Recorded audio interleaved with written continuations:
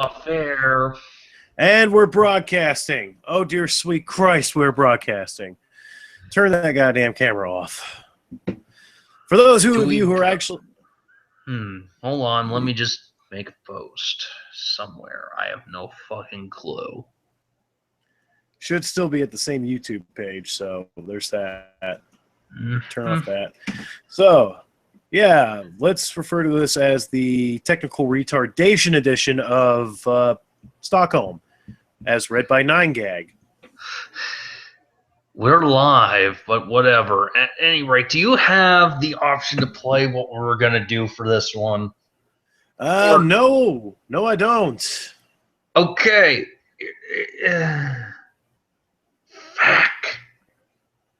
So, yeah. We're just going to do this from the hip, and then part 4 we'll do what we originally planned, because Google Hangouts sucks. Yes, it does. Now, this is me trying to activate the chat on the fucking YouTube, and I don't think it's going to work because, oh well. The Doritos Pope has got all this going, so blessed ye Pope, you're awesome, and okay. Enough of that fucking ass kissing. If y'all want to get in on this, just you post wherever you're going to post, which is wherever. 9gag.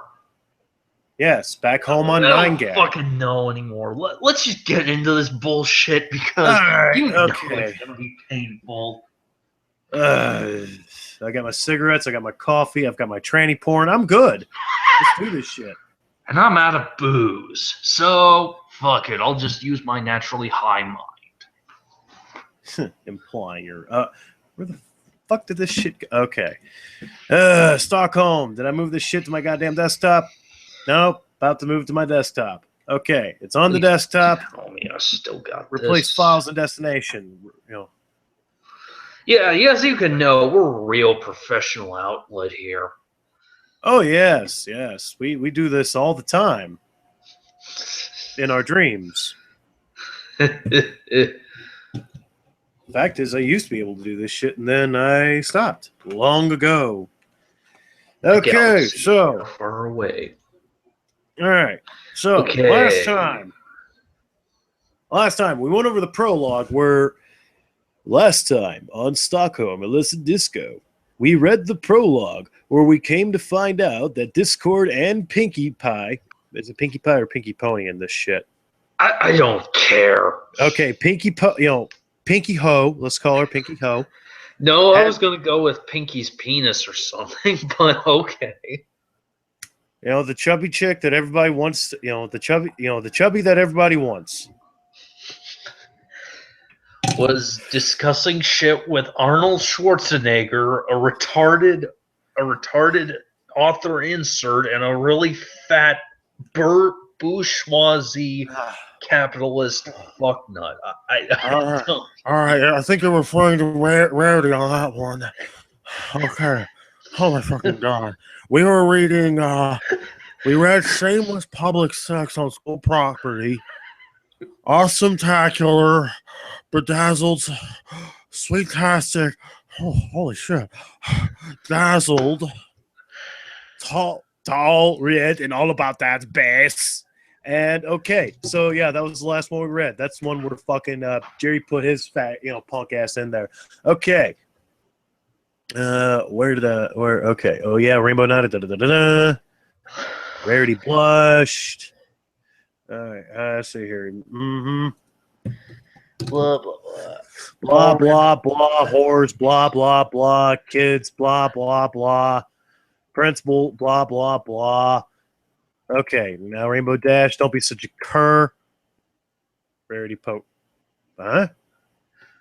Okay, huh? What girl? The one with the kaleidoscope eyes? No, that's not a line.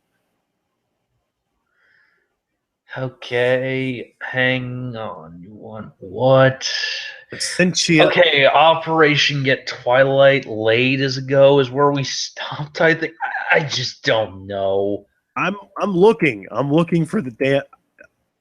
This is a new laptop, folks, and I apologize for the faggotry that you are witnessing live on the air. Okay. Wait, what? What did you find now? I don't know where I'm at, and I don't want to start at the beginning of this shit. I really don't. You know what? I'm going to bite the bullet here, folks. We're not starting at the beginning again. Well, wait, why don't you just go back to your friggin' last live stream vid and watch that, and then we'll know. Pain. Okay, Rarity blush more. It's not Hickey. It's nothing. Don't concern yourself about it. Giggling, Pinky winked at Rainbow. Right. Sure it isn't. So anyway, we think Twilight needs a girlfriend, Rainbow explained. So that's what, So that's what we're setting her up with. She's got everything Twilight likes. Oh my, the new girl? She looks kind of tasty. Rarity said, glancing lustfully towards the girl in question again. Okay, I need to stop improving that shit because this needs to be read as it was intended, as painfully as humanly possible. No, keep improving. Might make it somewhat decent. Okay. Do either of you know her name? Yep. Essentia Lillian Cortai. She transferred here from South Ashfield High School, Pinky said brightly, not missing a beat. South Ashfield? Isn't that what the really rich neighborhood in Baltimore? Rainbow balked, looking back towards her. Mm-hmm. No wonder in that neighborhood has been up in arms ever since that one girl went missing. Good thing she left and came here. Huh. Then her family must come from money, Rarity said thoughtfully. I do have to wonder why they came here. Rainbow shrugged. Who knows? It's not like we're going to be friends. We just need her to bang Twilight's brains out and get her to relax. Now, Rarity, don't be such a cur. Rainbow poked her side. There's no reason we can't get along with whomever Twilight associates herself with. Yeah, I'm just saying it's not likely, Rainbow remarked. Anything's possible, but so far the only thing I like about her is that ass. Now, we just got to get them to meet, Pinky said thoughtfully, tapping her chin. She looked up, seeing Twilight coming to their table. Immediately she grinned and waved down. Hey, Twi. Twilight winced and approached, still uneasy about how she treated Pinky yesterday. Hey, Pinky, what's up? What do you think of that girl? Oh shit! Fuck that! God damn it! I hate this game. What do you think of that girl over there? Rainbow asked, pointing towards Essentia as the girl bent back down to dig through her bag. What girl? Twilight turned, meeting a girl bent over and presenting a very attractively shaped rear. She blinked, wide-eyed, but when Essentia stood up, her jaw dropped. Sweet Celestia, she's beautiful. Told ya. Rainbow smirked towards Pinky and Rarity. Isn't she? Her name is Essentia Cortai. We haven't met her yet, but boy, she's a lovely girl. You should go talk to her, Twi. Oh, go on. Fuck. Yeah, go on.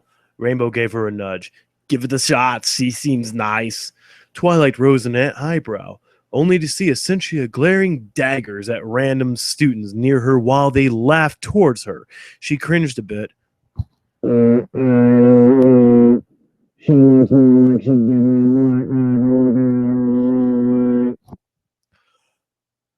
Oh, go on, Twi. Pinky encouraged.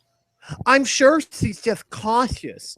You're adorable. You can break through that shell. Essentia bent back down, again digging through her bag again, unintentionally giving the four of them yet another display of her rear. I really don't think I should. Twilight bit her lip. Of course you should, silly, Pinky giggled. It's always nice to make a new friend. Come on, you already think she's gorgeous, Rainbow snickered, following Twilight's gaze to see what she was fixated on Essentia's rear. I'm sure she was nice to meet after a while. Twilight blushed heavily. No way. She never gave me the time of day. Essentia sighed in expression and bent down further, seemingly unable to find what she was looking for and inadvertently thrusting her hips higher into the air. Pinky observed eagerly, but was especially intrigued by Twilight's reaction. Clearly it was getting to her, the adorable blush, the fixated wide eyes, and the biting of her lips. Too cute. Don't be silly, Twi. Pinky patted her arm. Looks can be deceiving. Just go talk to her. Yeah, go for it. Worst that can happen is she tells you to buzz off. Rainbow chuckled, giving her a nudge. Twilight hesitated, looking to get up, but could then see Essentia leaving. Darn it, she's gone. Go after her, Pinky encouraged, patting her shoulder. You can do it, Twi. Twilight bit her lip and then swallowed her pride and followed Essentia followed her. Essentia was halfway down the hall when something buzzed in her bag, and she bent down to pull it out. What's with this girl bending over? I swear to God, she knows what she's doing. Twilight thought. She now stood a few feet away, unsure how to approach her. Gulping a little, she took 2 steps forward, trying to be as quiet as possible. Essentia stood back up, holding her phone.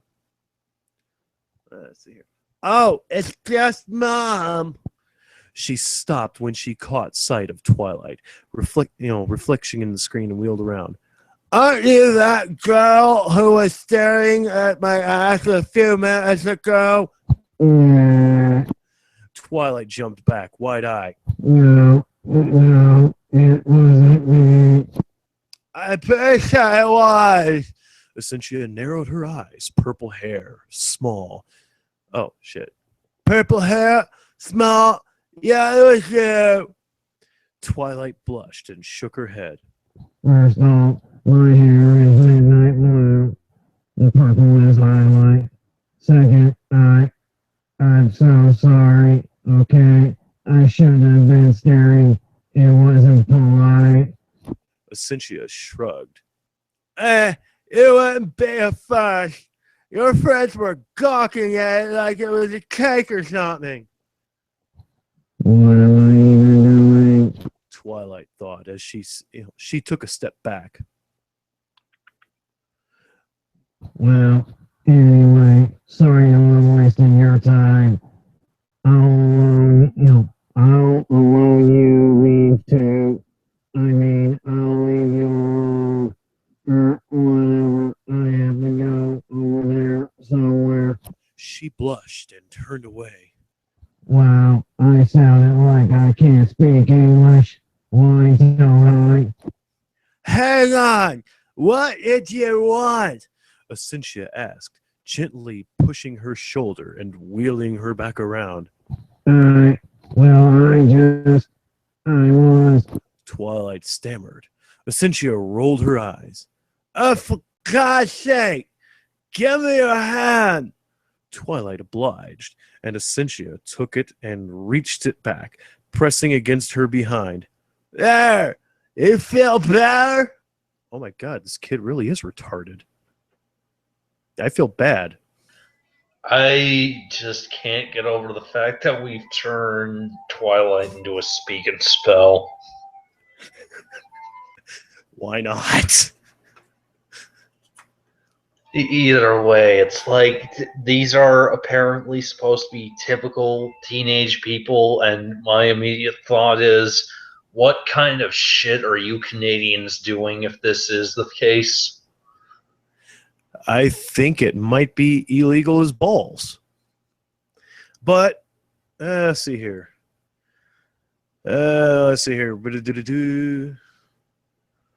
Twilight Budge. Not really. Twilight said, looking at her hand awkwardly. Please let go of me. Well, you were staring at it so long. Essentia chuckled, letting go of her hand and leaning back against the locker. So, what do you want? Nothing. I just wanted to talk to you. Twilight blushed and looked away. Okay. You want to go get coffee? Essentia suggested, standing up straight.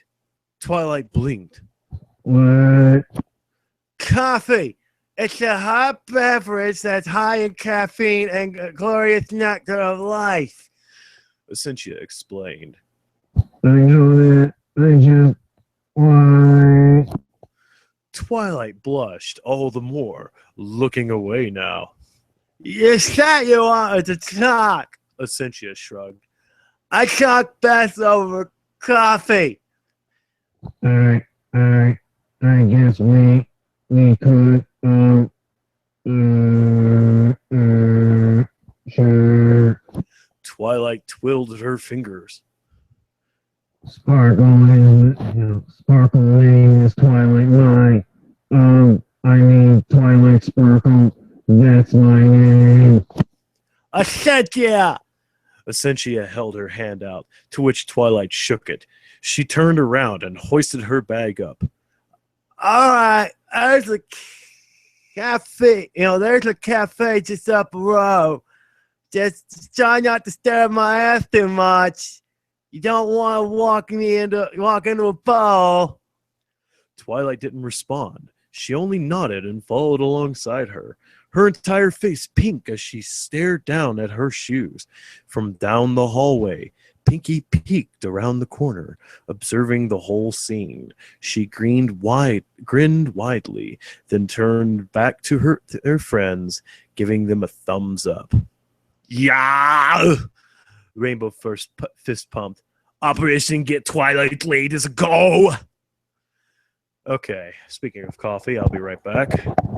So basically, we are dealing with Arnold Schwarzenegger, only instead of saving his daughter, we are now getting his friend laid.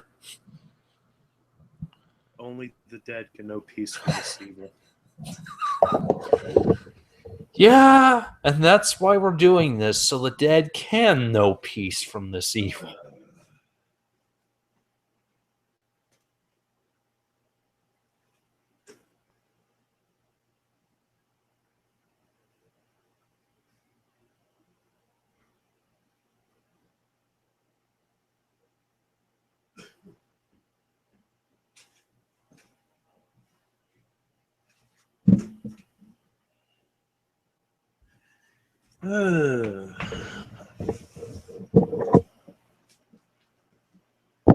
It's times like this I have to question what in the fuck I'm doing with my life.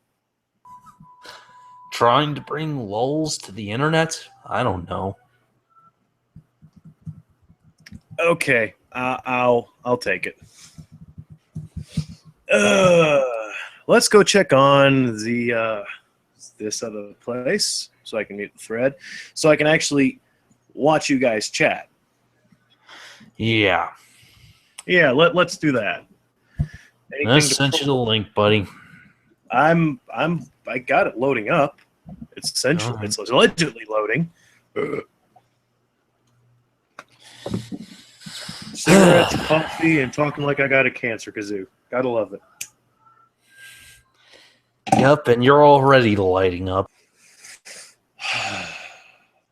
It's bad too, because I'm like down to fucking 4 cigs. I get paid Tuesday. Thank God. All right. Ugh. What the fuck happened? I don't know. Did we die or something? No, we're still alive. Yeah. Okay, that's good enough for me.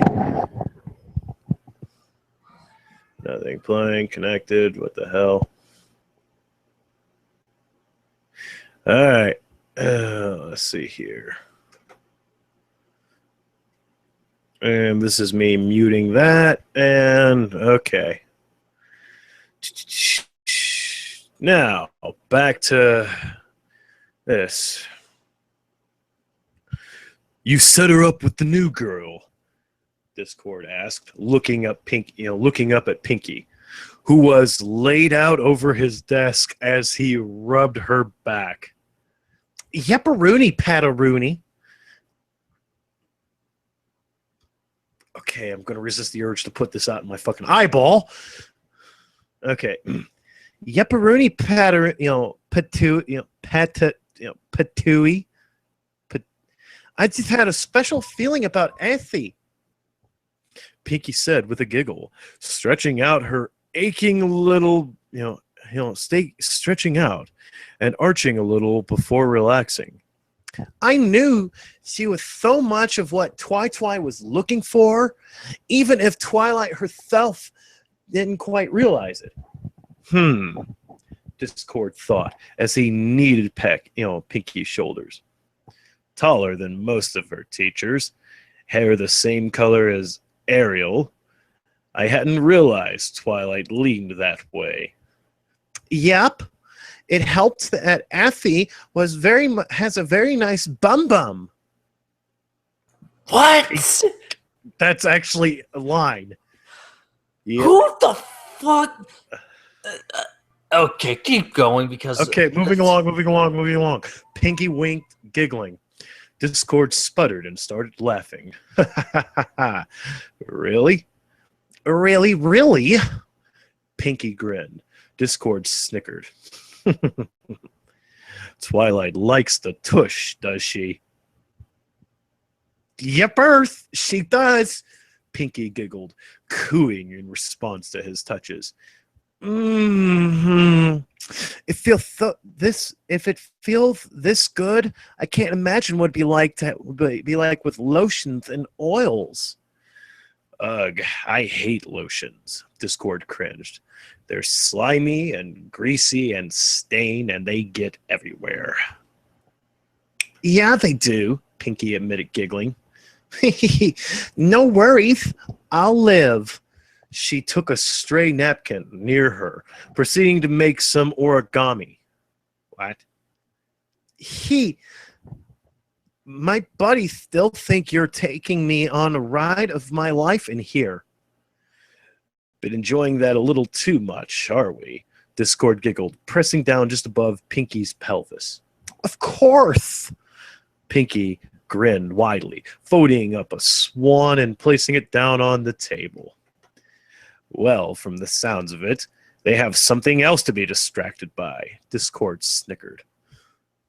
How did you and Twilight find out that her new girlfriend was such a delightful tush anyway? Effie was in the calf. Some ways off from us. She bent over quite a bit, Pinky explained, giggling at this. Dashy was convinced that she was doing it on purpose for a while. You were oogling the poor girl when she was bent over. Tut, Discord tutted. Pinky blew a raspberry. Guilty. Now, why would you do something like that? Discord scoffed. Why wouldn't I do something like that? Because the poor girl's ass couldn't have been so good that it was worth gawking at her like that, Discord said, rather authoritatively. Pinky giggled. Yeah, true. It was just nicest bum. It was just the nicest bum I've ever... What? We all ever saw, Discord scoffed. Kids. There was a beep on the intercom. Discord, the pies are here to see you regarding their daughter's academics. Discord took his hands off Pinky and motioned her to sit in one of the chairs in front of the desk. Send them in. Pinky nodded, getting up, stretching before she sat down, in one of the chairs. Okay, let's do this. The door swung open, and two very stiff-looking people came in. Sitting down in the chairs ahead of Pinky, Discord sat down and nodded at nodded to the two of them. I understand you wanted to see me. Miss Pie nodded, curtly. We just got Pinky's term report. She's been doing exceptionally well in all of her classes except for gym. Discord scoffed. Well, take a look at her. Does that look, does that look like a girl who does well with running laps and push-ups? From behind her parents' chairs, Pinky shrugged and looked playfully sheepish. Her parents didn't turn to look. Well, I certainly can't have my daughter failing classes, Mr. Pie said stiffly. Oh, no matter. Something can easily be done.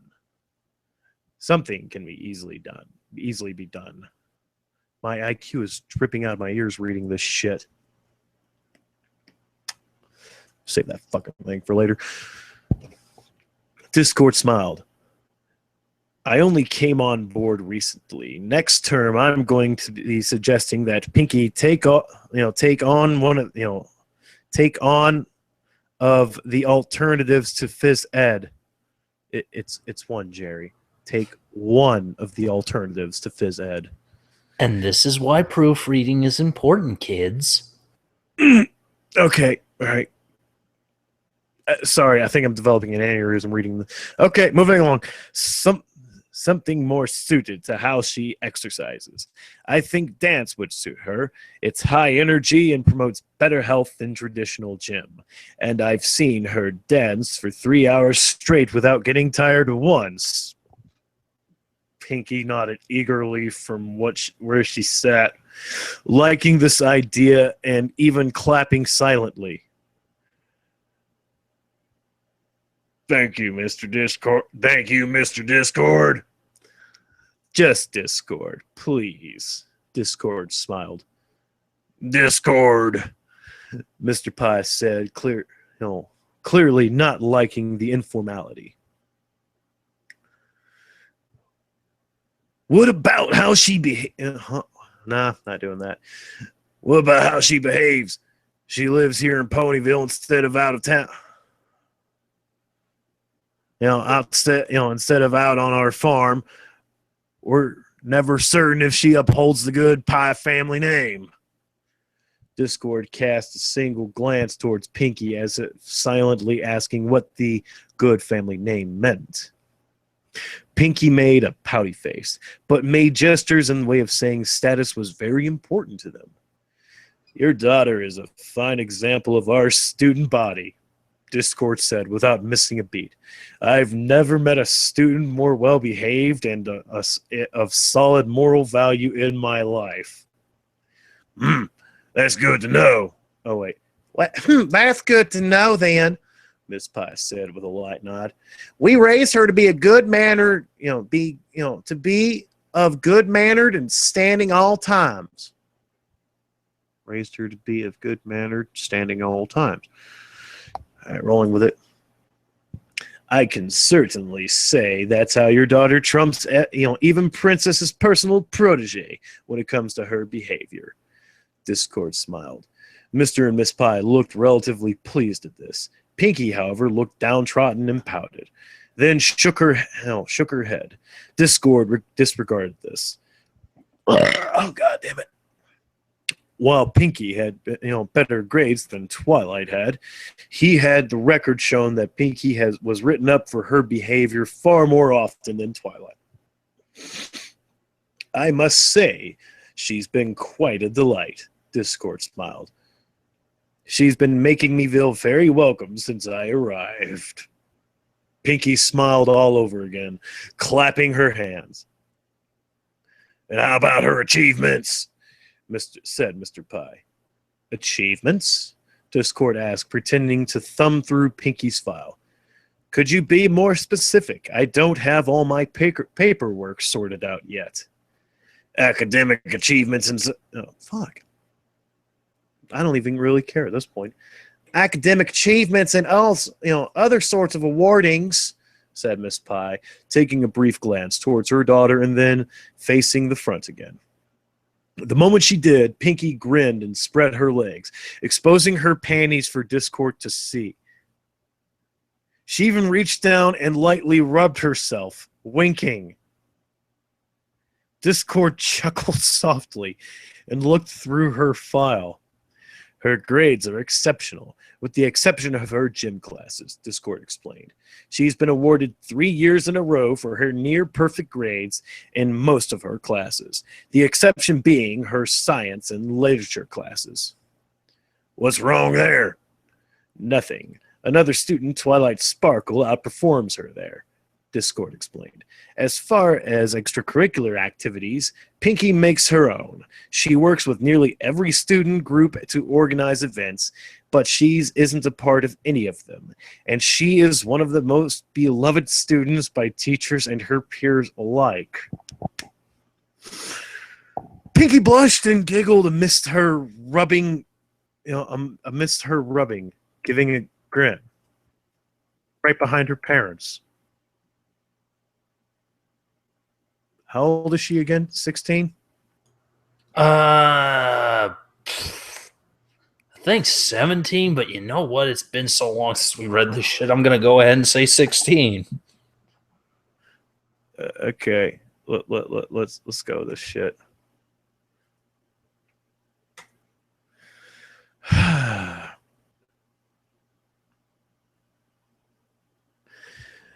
Pinky blushed and giggled amidst her rubbing, giving a grin. Said her mother, nodding silently in acknowledgement. So long as she isn't making a fool of herself or the family name. What do you mean, a fool? Discord asked curiously. Pinkamena can be quite superfluous and overexcited, her mother explained. She often has no sense of boundaries or proper communication. She means well, but she lacks much intuition at times. I can certainly say that is not the case. Pinky is one of the most intuitive students I have ever met, Discord explained. She is responsible for the highest student morale at Ponyville High, as the students are more comfortable speaking to her than our own guidance counselors. Pinky winked and started doing a little provocative dance, even turning around to start twerking right behind her parents.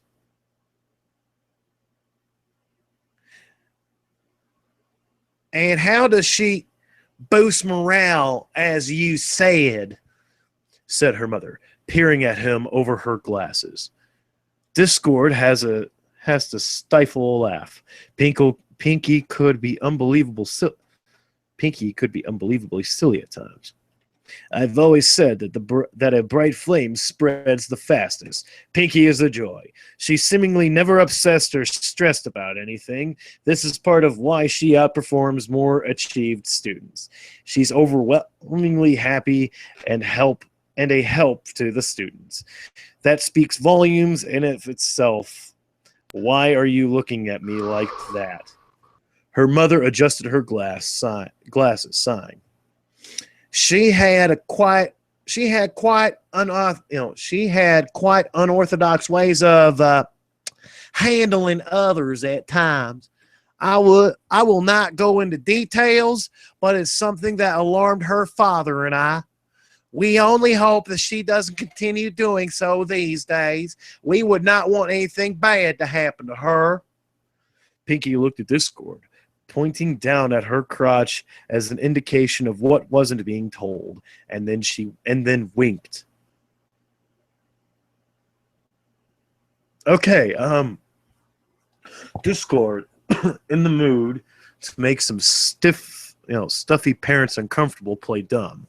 I'm sorry. You're going to have to explain this to me. Parents are alarmed by a great number of things, ma'am.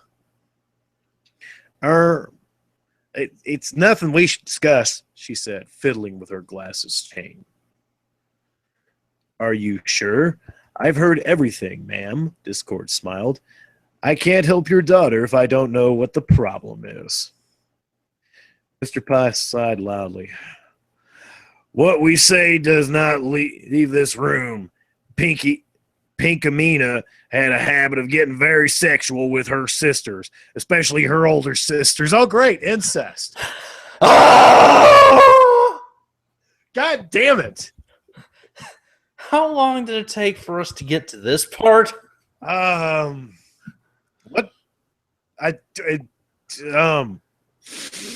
It's like, this is the worst. No, this is not the worst, because I'm pretty sure it gets worse. But let's see here. She's 16 and it has been implied to have been sexual with younger sisters. It's like, oh, God. We may have pedophilia on top of that. Well, technically, we already have pedophilia on top of all this shit. Oh, yeah, but... Because there is even though 16 is the legal number, you still have to, not be almost a fucking, 3 times her goddamn age before, if you don't want to go to goddamn jail. Saying. Let's get on with it.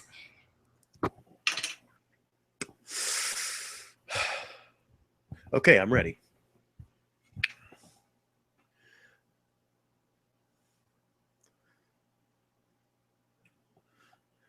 Goodness, Discord said, in a tone implying he'd heard this sort of story before he thumbed through her file.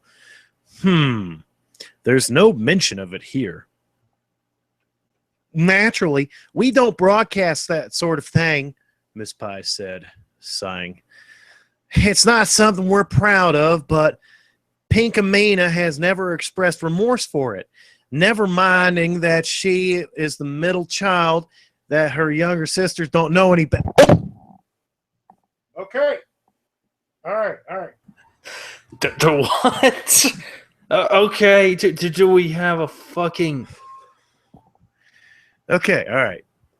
It's not something we're proud of, but Pinkamena has never expressed remorse for it, never minding that she is the middle child and that her younger sisters don't know any better.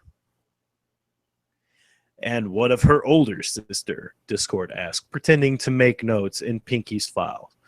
We don't know such details beyond what happened at home. All right. It isn't all that surprising, sir, Discord remarked. It's becoming more and more common for siblings to experiment. Even Princess Celestia has admitted to doing such things with her younger sister and in her teenage years. Pinky silently laughed at this, recalling some funny tales Twilight had shared. You know about such a thing, said Pinky's father, their jaws agape. Princess Celestia's own book talks about it. Really? Didn't this actually happen in real life? Oh, Templar muted his mic. I'm all alone. God damn it.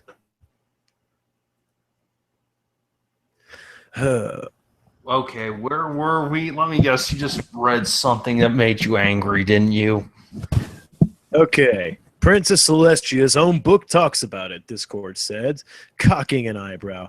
There's a rumor that they're still at it, but of course that's all just a rumor.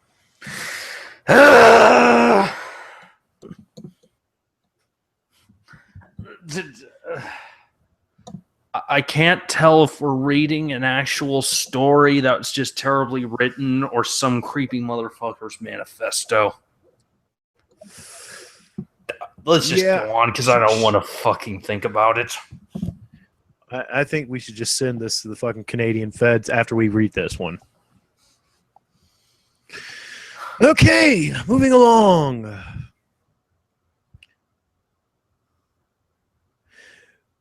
Be that as it may, we're just hoping Pinkamena hasn't gotten up to such tricks at school. Her family is one thing, but you never know what may occur at school, Mr. Pie said seriously. Whoa. What? Are we serious? The family cares more about her fucking around in school than diddling her sister. What? Apparently so. Many such hers would take advantage of her. She's too trusting. I can assure you that's not the case. Pinky is very well behaved at this school. Discord smiled, looking at Pinky out of the corner of his eye. Well, good, Mr. Pie said with a nod. We're glad to hear that. We're so glad to hear that, Miss Pie agreed. As long as she's doing well in school and behaving. Absolutely. I've never had such a delightful student, Discord smiled. Pinky humped the air provocatively, but was smiling brightly in appreciation to that. Right behind her parents. In fact, your daughter's influence and attitude has been one of the biggest contributors to the school doing so well in the last 3 years, Discord continued. Test averages are higher than ever due to Pinky's keeping everybody's spirits up. Both her parents looked amazed at this. Before turning to look at their daughter, Pinky was back in her chair. Like she hadn't moved at all and was grinning. She waved at them. Astounding, her mother said, turning back around.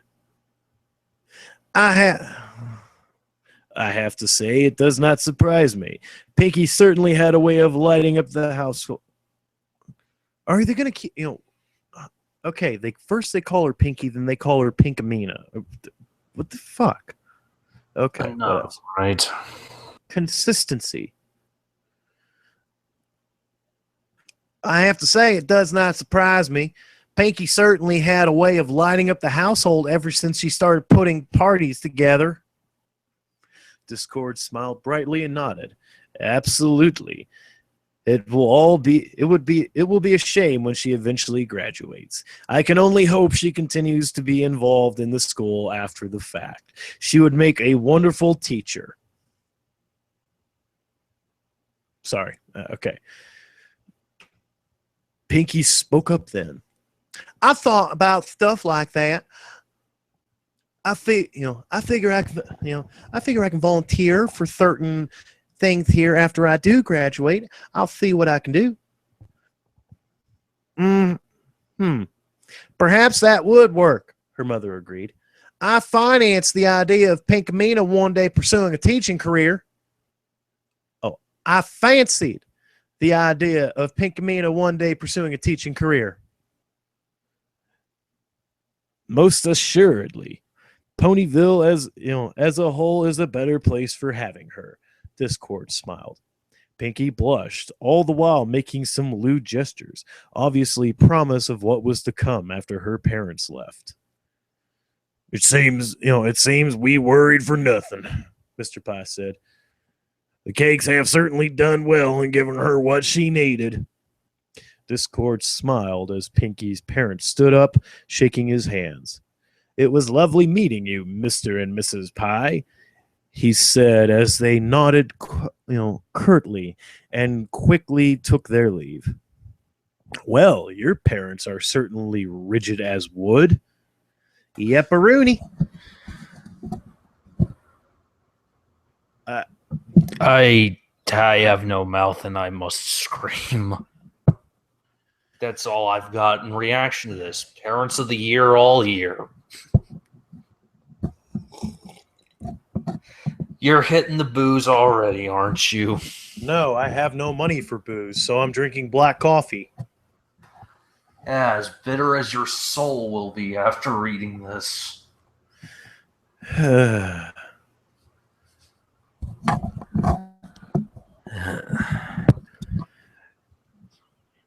But you should meet my older sister. You should meet my older sister, Maud. She's way more stiffy and talks in monotone. She grinned, however. But I love her so much. She's the best sister ever. Oh, really? Tell me about her, Discord smiled. Well, she's very passionate about rocks. It's pretty funny to hear her talk about them, Pinky giggled. She taught me so many things since I was a kid. How to make a special kind of rock candy, writing of poems, sewing, and even different kinds of rock. She travels around the world going on expeditions for archaeology and rock stuff. It's so cool. She sends me pictures, and she's always bringing back such cool stuffies. The best part, we make rock candy necklace for each other ever since we were kids.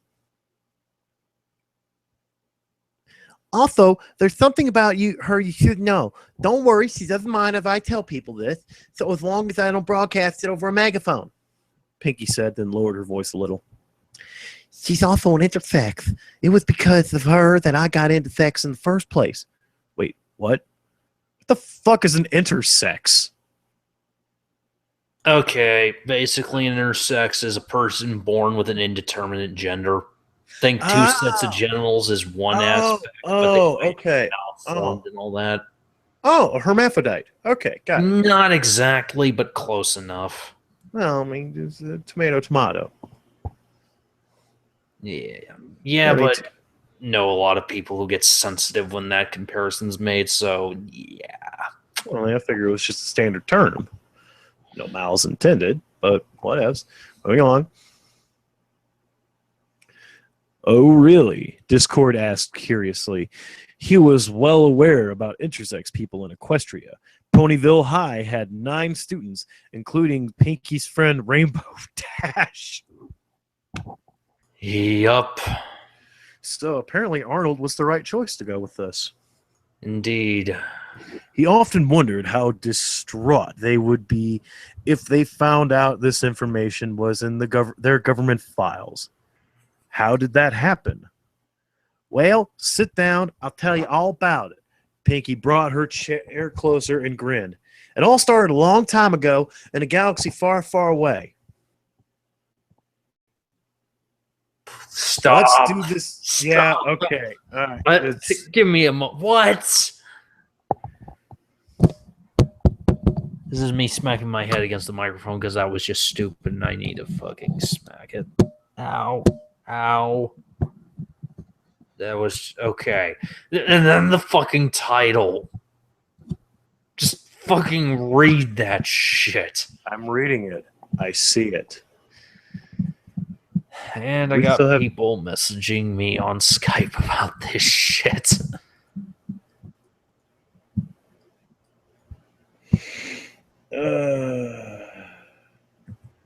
Okay. Looking at the chat. Oh, can't wake up.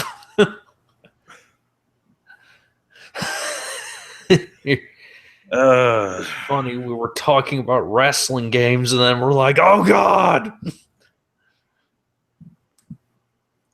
Wrestling? What? Huh? My brain. It's showing off. Okay, you're talking to the chat. His name is John Cena. There, does that help? Yeah, I see it. Okay. No, you don't. You can't see me. Oh! I see what you did there, sir. Yes. Okay. Wait, Next no, you didn't. chapter. All right, anyway. 3 years ago. Name of the chapter. Let's do this on your Betty. Hold on. Here's a recording of my reaction.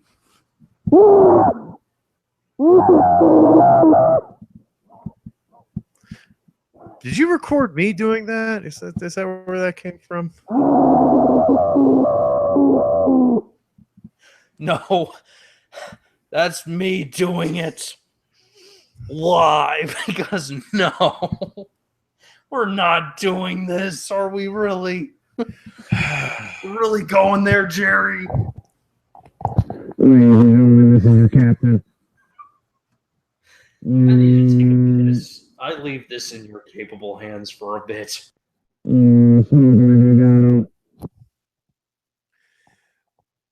Chapter whatever. Let's do this on your Betty. 3 years ago.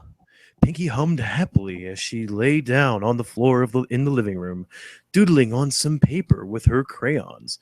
She loved rainy days at the farm, as it meant it gave her more time indoors to spend playing with her sister or her toys. Today was an especially fun day for that, with her younger sisters gone to a concert for the day with their friends, while her father was at a town meeting. Maud was babysitting her for the afternoon, which Pinky was very happy about. Still, it was odd that Maud seemed to be so quiet, more than usual, at least. What was she even doing upstairs? Pinky looked up at the stairs and then shrugged and went back to work. If Maud wanted to see her, she'd let her know. She putted as she doodled, glancing back up at the clock. One thing she hadn't liked was how her parents always treated her like a little kid. Her sisters, being 2 years younger than her, were trusted to watch the farm on their own. Pinky, despite being 14, okay, they said she was 16 at the beginning of this fucking thing, and now she's whatevs. I don't know. Pinky, despite being 14, still had her older sister watching her. It made her grumpy and discontent sometimes, probably because she wasn't able to throw any more house parties, which now that she thought about it was exactly why she had to be watched in the first place. There was quite a sound upstairs of a door opening, and Maud's voice. Pinky, come up here, she said tonelessly. Grinning, Pinky pushed aside her discontent and hurried up the stairs. Even with needing to be watched, the best part about it was just being around her beloved older sister. She went to Maud's room, coming into the doorway. Hey, Maud, what's up? What you need? Rocks, rock candy, finding rocks, rock lobster, rock'em sock'em robots? She grinned. I need your help with this, Maud said, standing up to show the tent in her sweatpants. Pinky's eyes went wide as she realized what was going on. She blushed a little bit. Really? Me? But why me? You're here, and you're cute, Maud said so matter-of-factly as she slid her pants down enough to free her erection.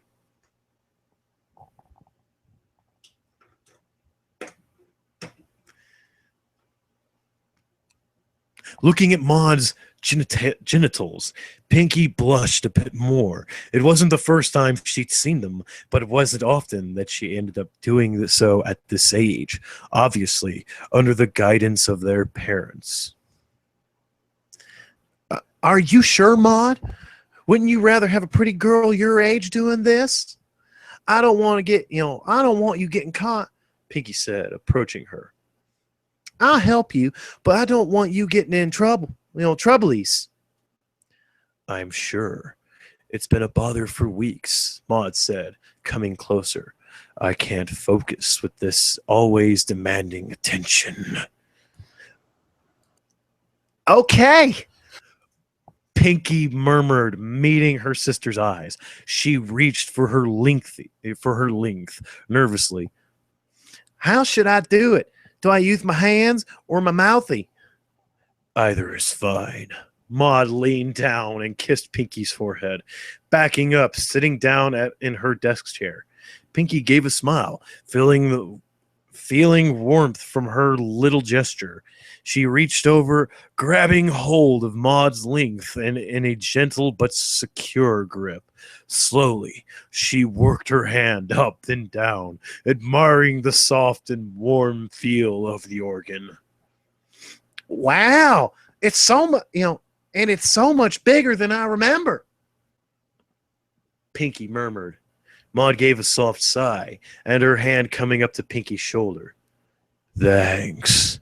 Oh, you're welcome, Maud. Pinky smiled more, stroking it a little faster. You know, I'd do anything for you. Anything? Maud asked, raising an eyebrow. Pinky nodded as she looked down at her length. Of course, anything. No! No! No! This is not happening! Bite the pillow. We're going in dry with this one, motherfucker.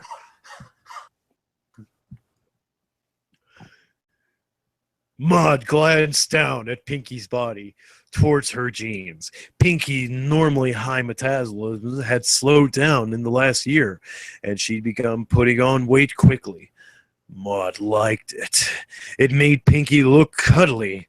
If she was being honest with herself, she wasn't just asking Pinky for a favor. She had an eye on her for little sister for about a year now.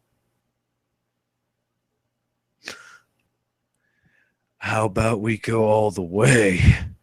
She suggested. Looking up with surprise, Pinky's cheeks matched her hair. Really? With me? You'd want to do that? But Maud, you should save yourself for someone you lovey, and I'm just your little sister. So, you really wouldn't mind that? Pinky murmured, still stroking her length. Shoot me, $12.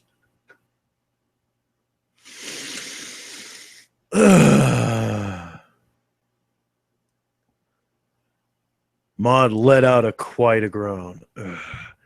I asked, didn't I? Okay, Maud. Pinky, met her gaze again. I think if I'm going to do it, it's the first time with anybody, at least it'd be my sister. Great. How about now? Maud asked, patting her head. Okay, guys, should we continue with this shit? Yes, really, this needs to be recorded for posterity's sake. This is more a case of us doing a public service. Okay. All right, just for the record, if this is used in court, this is being recorded not only for the lulz, but for the record. Just saying. It's on record.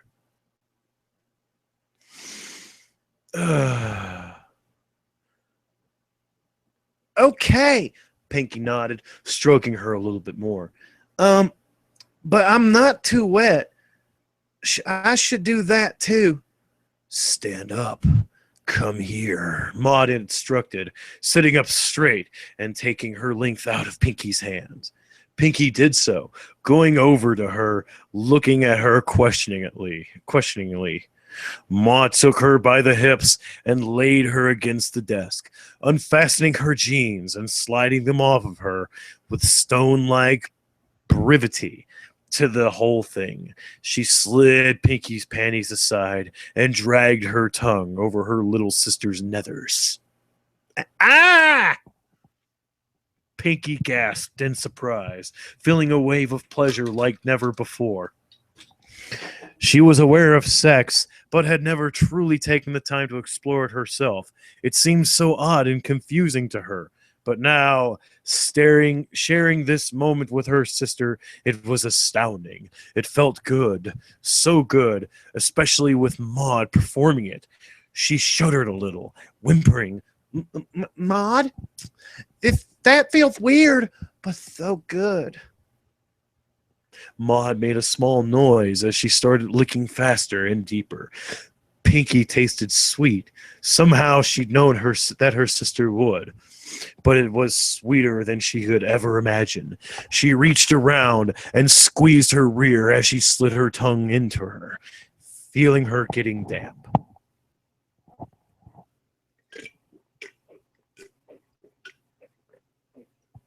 Okay. All right, listen. Oh, Maud. Pinky moaned, grabbing a hold of her shoulders. Please don't stop. It feels so goody. Feels so goody.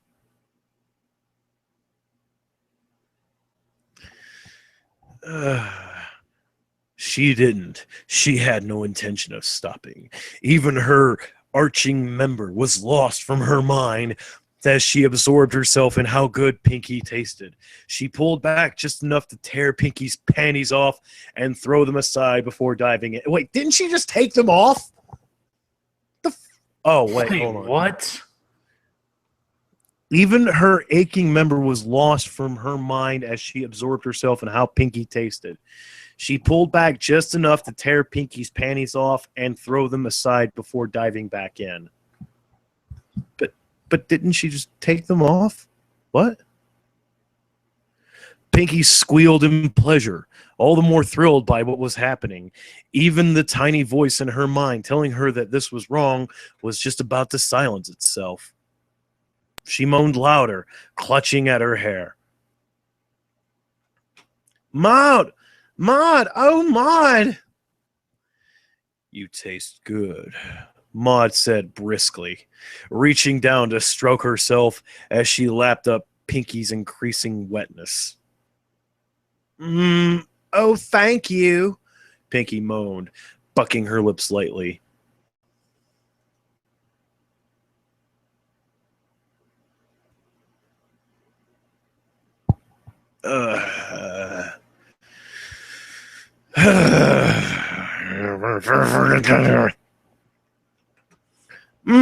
Oh, thank you, Pinky moaned, bucking her hips slightly. Maud, I feel funny. You're gonna come, Maud muttered as she continued to eat her sister out. I'm gonna laugh my ass off when a prosecutor reads this shit. Come? Where? We going somewhere? No, just wait for it. Maud sighed as she wrapped her lips around Pinky's nub.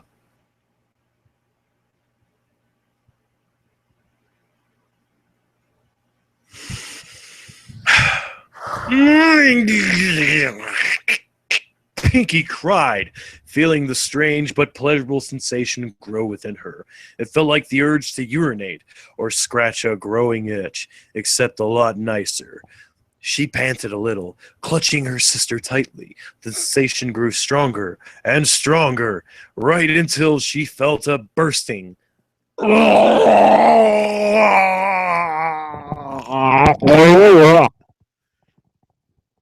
She felt her body go limp and relaxed. All the while, liquid released from herself.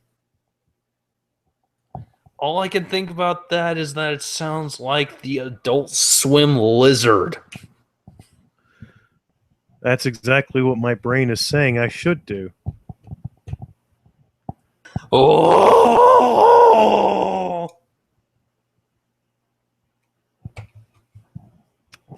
By the end of this reading, I'll have cancer. Enjoy. Okay.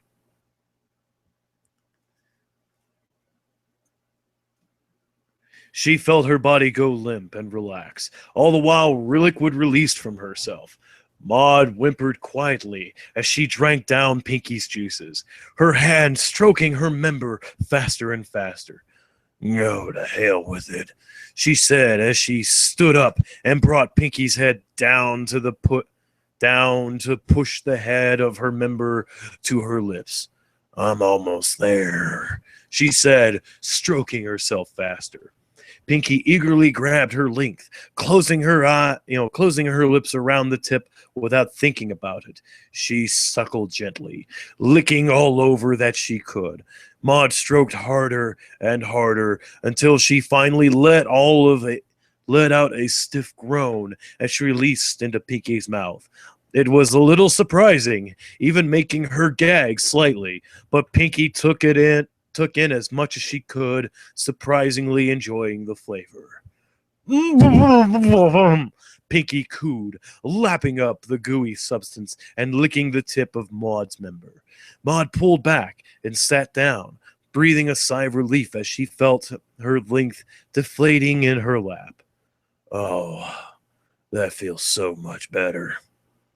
Pinky giggled, sitting up on her lap and nuzzling her. Maud, can we snuggle too? Maud didn't say anything, only wrapped her arms around Pinky's waist and pulled her in closer, kissing her hair, giving a bright smile. Pinky snuggled closer to her sister and felt a warmth in her chest. They bonded in so many ways before, but never had she imagined that they would in this way too. She hoped they could do this again, to feel immense pleasure, to share a strong bond. Something for the two of them to enjoy. I love you, Maud. Pinky kissed her cheek sweetly. I love you too, Pinky, Maud said quietly, as her member started to swell against Pinky's rear. You're the bestest, Pinky cooed, giggling. I'll help you with this anytime. Maud moaned quietly, kissing Pinky's cheeks as she found herself back to full erection again.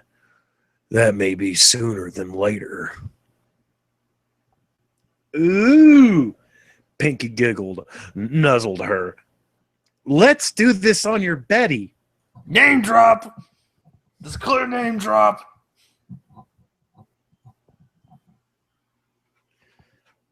Okay, all right. Giggling, Pinky smiled brightly at her, taking off her shirt and tossing it aside. She rarely wore a bra unless she was going out, so she left herself exposed. Not that she minded it by this point. Pinky felt excited to see Maud's seemingly uninterested eyes wandering along her naked form, taking it all in. You're pretty, Maud said as she crawled over to her, the tip of her length brushing against Pinky's thigh. What? Thank you, Pinky blushed, giggling as she spread her legs a little bit more. You can put it in, Maud. I'm ready for you. Maud shuddered slightly as she lined herself up with Pinky's sex.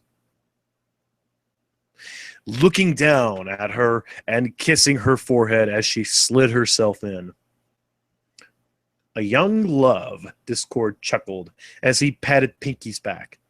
So, how did your parents find out about the two of you? Well, one day we were out doing our chores and I was feeling kind of horny. Pinky giggled, stretching her muscles for a moment and then relaxing. Since Mama and Daddy were home, I said to Maud that we should go into the barn. Poor Maud was trying to talk me out of it, but only half-heartedly. So we went into the barn and got all super into it. Oh yeah, funsies. Unfortunately, we lost track of the time, and Mama came out and found us. Find us when we didn't answer her calls from the house. She found us together, alerted the Daddy, and the secret was out. Mr. Pie paced up and down the kitchen as his two daughters sat at the table. Pinky was looking down at the floor while Maud was looking straight ahead, stone-faced as she could. Unbelievable, he whispered in quivering anger. Unbelievable. What in the name of Celestia has gotten in the two of you? Maud blinked, once keeping her usually stone-faced countenance. I wanted her. I wanted to get that close to her. Pinky said nothing. She just looked down at the floor and sniffled a bit. I'm very disappointed in you, Maud. Pinky doesn't know any better. You're the older sister. You're supposed to take care of her, their father yelled, slamming his hands on the table. How dare you take advantage of your baby sister like that? I didn't do anything she didn't want me to, Dad, Maud said tonelessly. I wouldn't do that to her. Yeah, totally not a rapist.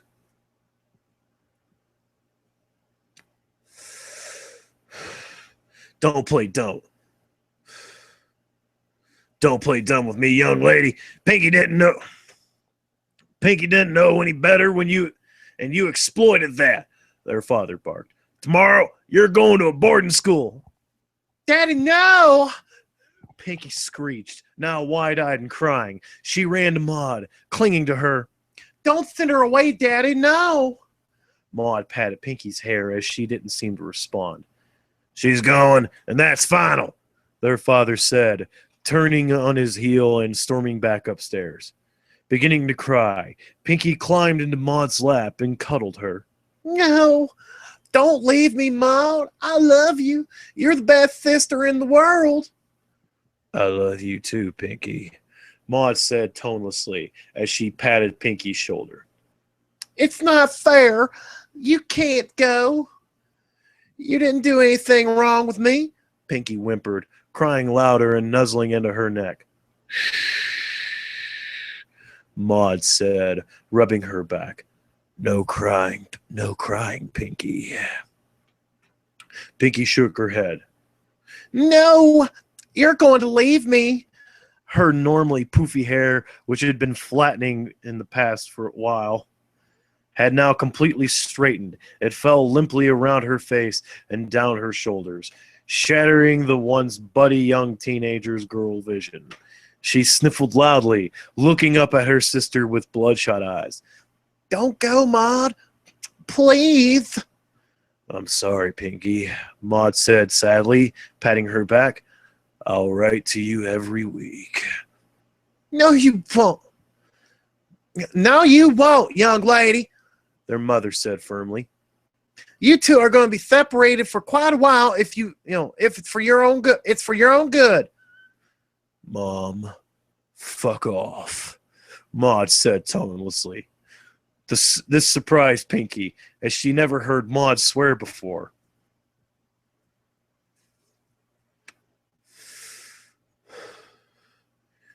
Nonetheless, she shrugged, snuggled close. I'll write to you too, Maud. I'll send you yummy treats too. Maud gave the tiniest smile and stroked Pinky's hair, their mother flabbergasted at her daughter's language. Wiping her eyes, Pinky sniffled. Please, Mommy, let me write to her. If you're going to send her away, at least let us write. I said no, young lady. I'm going to write to her anyway, Maud said. We'll just tear up the letters. I'll send her emails. We'll take away her computer. I'll give her a phone that you can't find.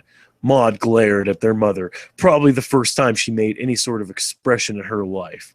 Their mother was taken aback by her daughter glaring at her. Fine, you can write to her. Jesus Christ. What are we reading? We're reading a sick fuck's fat material. And you say this as a sick fuck yourself. Hey man, at least all the shit I'm into is legal age, man. Yeah, but you're into that kind of gay porn that's not Raoul. I've wanted your body forever. No, I'm in the I'm into the gay porn where the big buffy white dude talking shit gets clad in leather with his mouth forced open while like all the big burly white dudes with 9-inch cocks just fucking run a train on him. Pretty much. I'm cocky, man. Indeed. And then he eventually is unclasped and starts working the shafts like he's fucking Ultimate Warrior. And oh!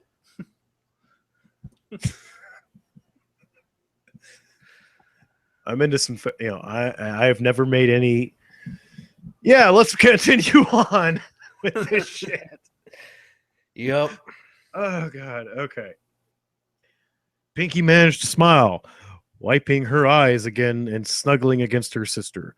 A little more life was coming back into her hair, but it wasn't fluffy puffed up yet. It wasn't fully puffed up yet. Thank you, Mommy.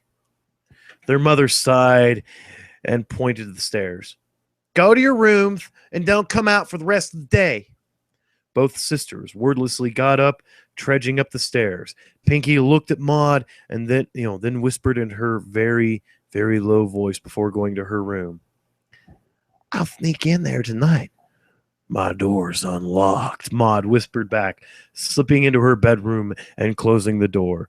Pinky felt her hair poof up again, which even made her feel more cheerful.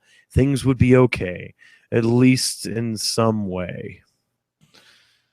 Parents of the year, all year. I'm going to go get another cup of coffee. I might as well get something to drink myself. Yeah, it's probably going to be something with alcohol in it.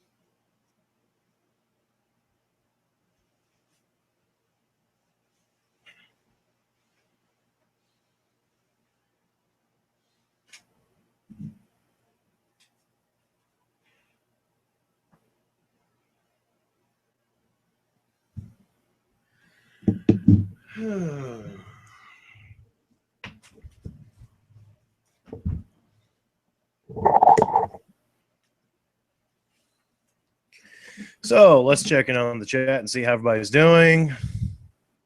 Doritos Pope. Let's see here.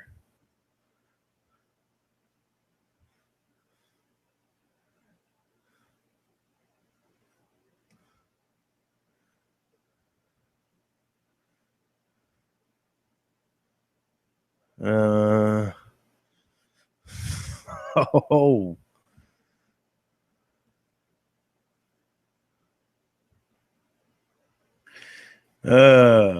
So when the fuck is our good friend Ben coming into this, coming into the fray?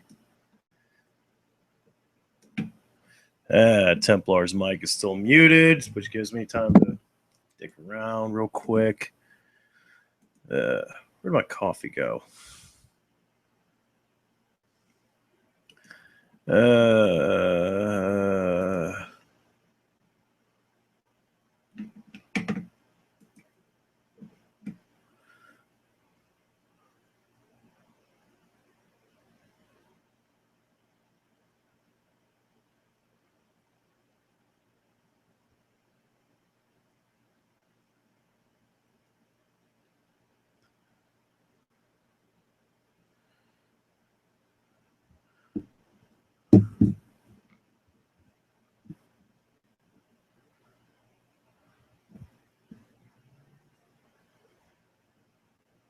Ugh.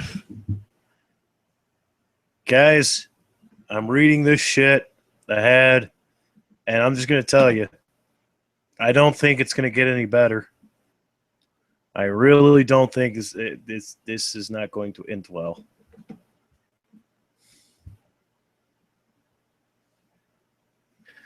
All right. How long have I been doing this shit?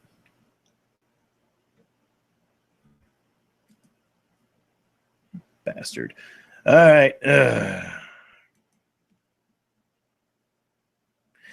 All right. Grab my coffee mug real quick.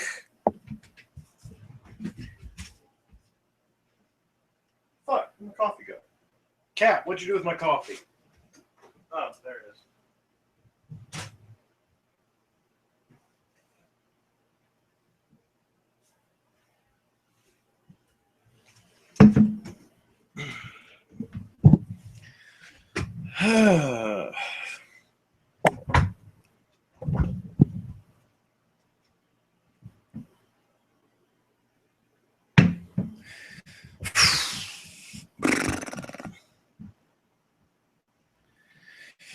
Continuing on.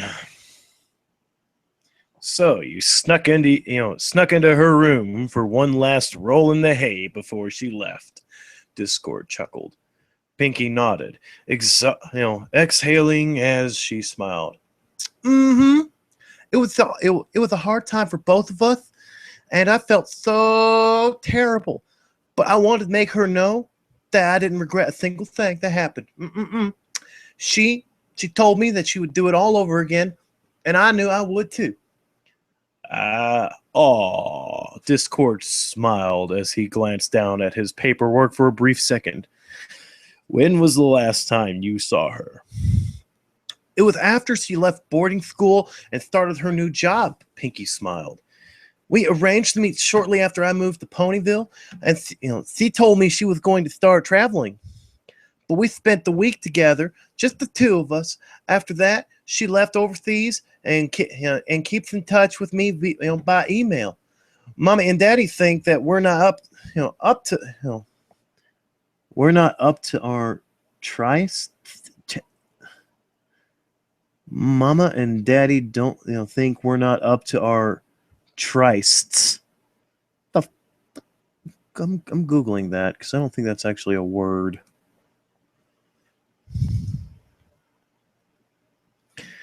Oh, God. An hour and 20 minutes of this shit live.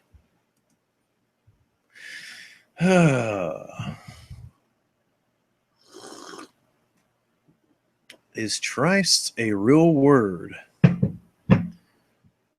Private romantic rendezvous.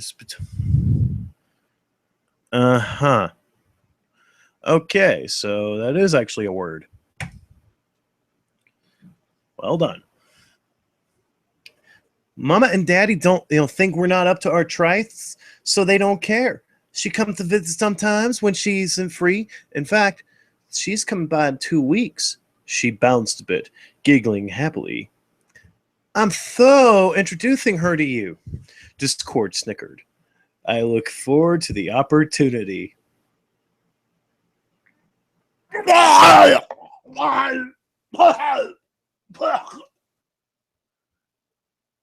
Oh, God. It gets worse.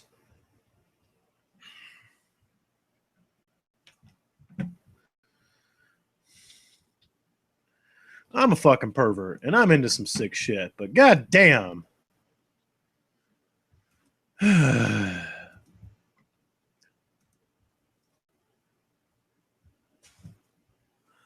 don't know if I'm doing Lenny from Of Mice and Men. I've read the book, but I never actually saw the movie,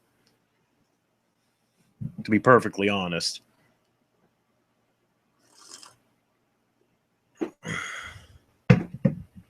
Yeah. Tell me about the rabbits, George. Yeah, I kind of gathered that, sir. I kind of gathered.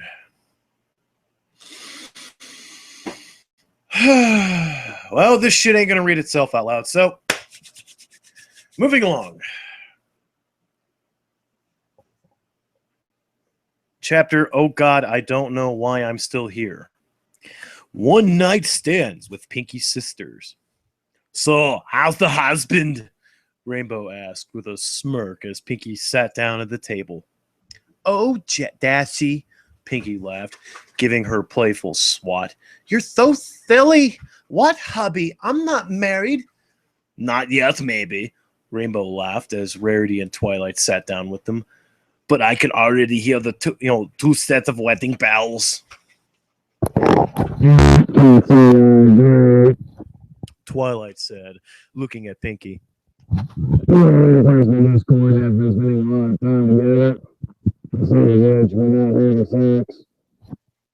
Well, of course, Pinky giggled, waving it off.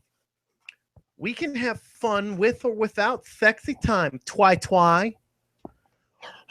You'll forgive me if I find that hard to believe, darling. Rarity chuckled. That you guys are, Essentia said as she sat down beside Twilight. You already have the same hair. Hard to tell which of you is which from behind. For the last time, it's not purple. Twilight pouted. It's indigo. And my hair is far more well kept, darling. Rarity scoffed. Oh, forgive me. I'm just... Oh, what? Oh, forgive me. I'm just... What did Rainbow call me? Tall, rat, and all about that bag. Essentia asked with a smirk. Rainbow blew a raspberry, grinning. Guilty as charged. Okay. Twilight rolled her eyes playfully, chuckling. Oh, what are you going to do with me? Essentia snickered. This made Twilight blush. I told you I wasn't ready. That's not what happened the other day at the wife paw. Essentia snickered as she patted Twilight's back. What happened? Twilight started groping my snatch. Twilight blushed more and looked away. How? Did you, dear? Rarity gasped. Rarity giggled. My. Rainbow laughed and sat back, giving Twilight a smirk. Damn, Twi's a dirty girl. I'm so proud of you, Twi. Pinky hugged her, nuzzling her cheek. Our little baby Twi is growing up. Pinky, I'm 7 months older than you. Twilight's sweat dropped, petting her arm. So, what made you do it? Rainbow smirked, making the bow chicka wow wow sound. I was impulsive. I wanted to stop being cool. Twilight looked away, rubbing her arm a little. And Ken gave me a little cute and begging voice. I couldn't resist if I tried. Ah, what did she say? Rainbow asked, leaning back into her chair. She said, please.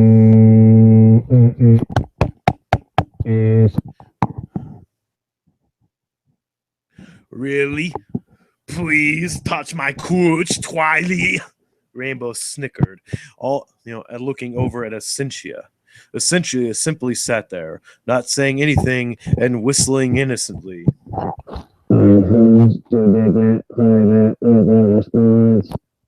Twilight pouted.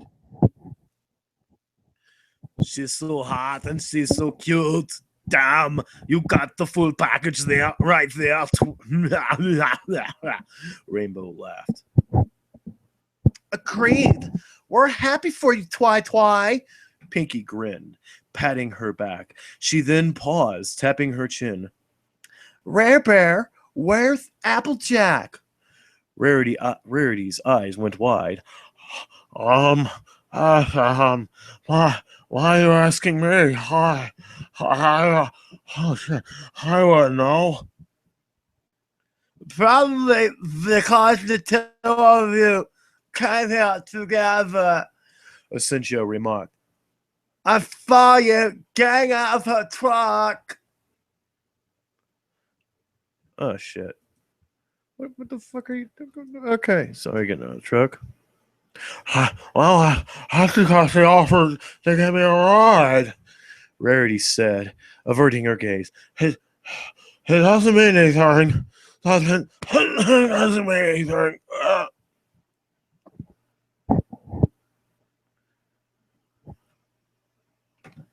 So, you mean to say that she drove all the way from Sweet Apple Echoes to your place, then doubled back all the way to school?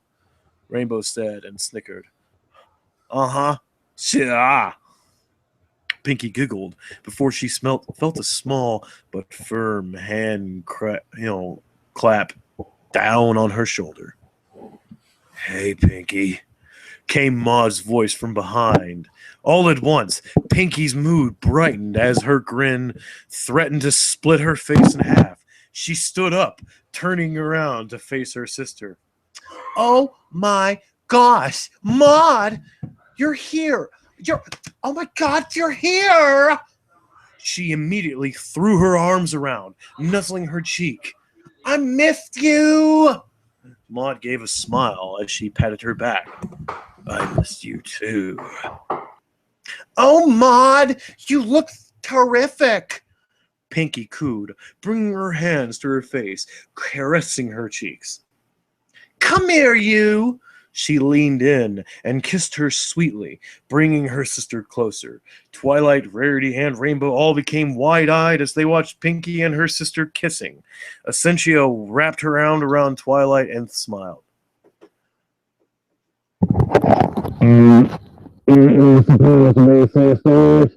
Twilight whispered to the neither of them in particular. Maud's hands came down to squeeze Pinky's rear, pulling her in close as she gently pressed against her. I guess there's more going on than meets the eye. Really? Good gracious. Rarity blushed heavily, now taking out her phone and typing on it. Rainbow brought her hands down to her crotch, squirming a bit. Excuse me, guys. I'm going to use the bathroom. She got up, not waiting for an answer, and dashed off. Pinky and Maud broke apart, and Maud sat down, with Pinky sitting in her lap and subtly grinning, grinding her rear into Maud's groin.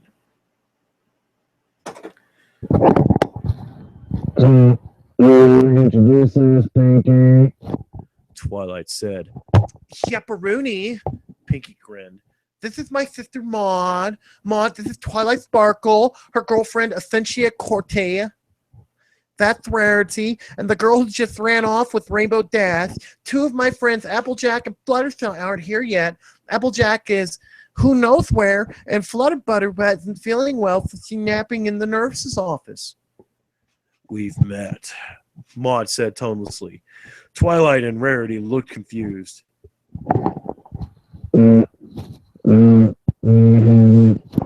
Not you. Her, Maud said, pointing at Essentia. We've met. Essentia nodded. Nice to see you again, Maud. She smiled.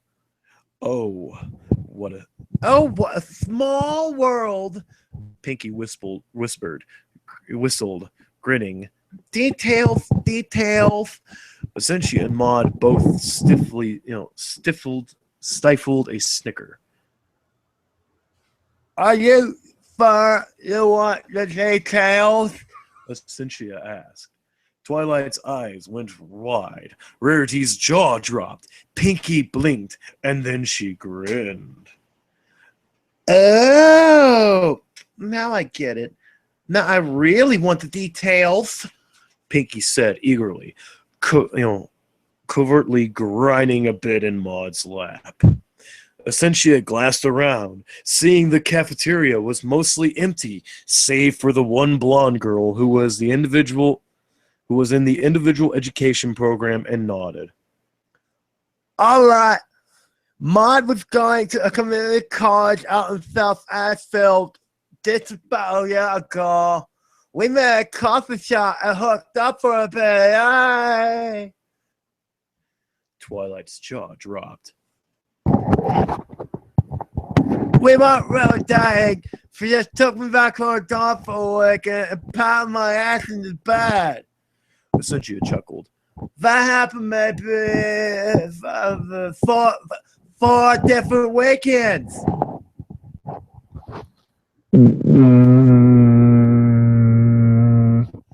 Was all Twilight could manage.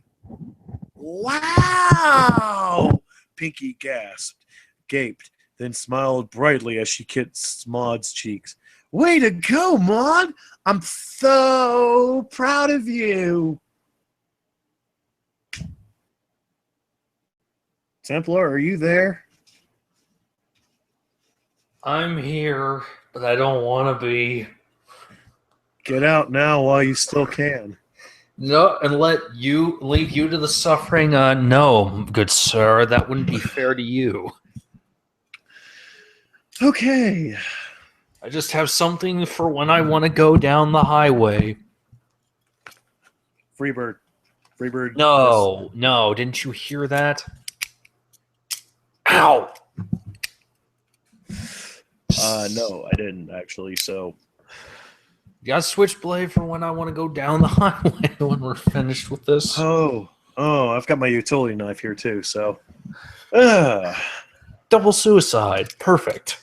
I was going to say ritual, but okay, all right. Actually, no, I can't into suicide. I have work tomorrow. So at any rate, where the fuck were we? Maud, apparently the rapist pedo sister fucks Twilight's new girlfriend. Yeah, she fucked the retard. Pinky is grinding her dick in the cafeteria. Let's see here. Maud smiled and patted Pinky's hair. You had one night stands with Pinky's sister? Title drop. Essentia nodded. Each weekend we did. I went for a while to wave her dorm room. She chuckled. I had to stay naked and ready to go whenever she came back from her hours. Did I read that right?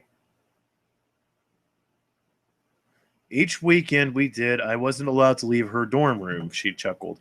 I had to stay there naked and ready to go whenever she came back from her errands.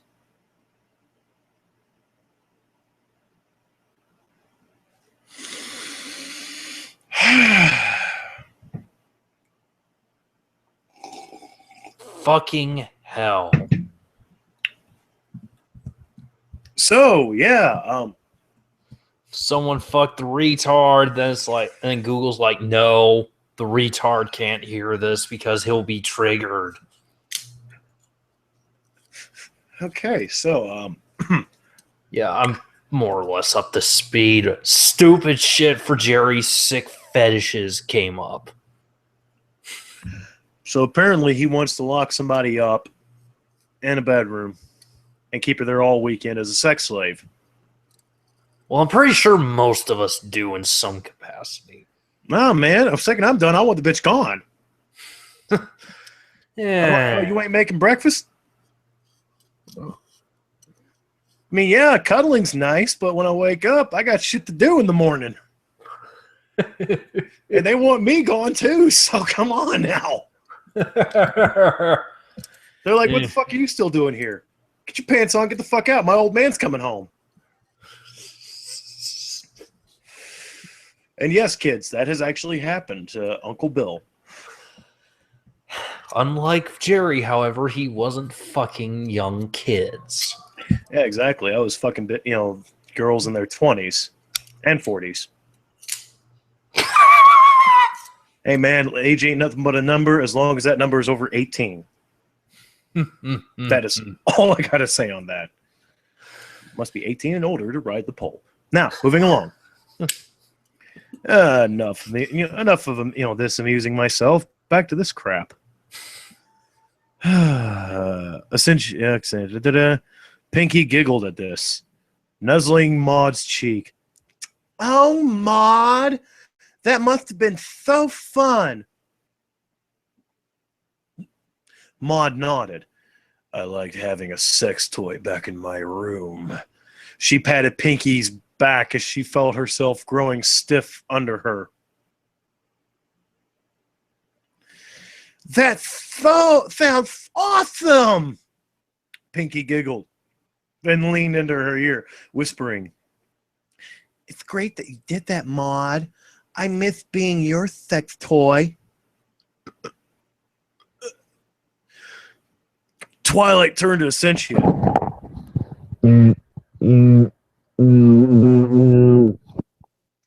Maud used to say I always reminded her of her sister. Is that my cat? That's my cat. Petting the cat.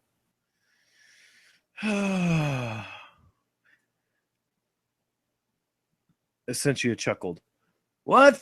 She got her cock buried in my ass at the time. You kind of infer.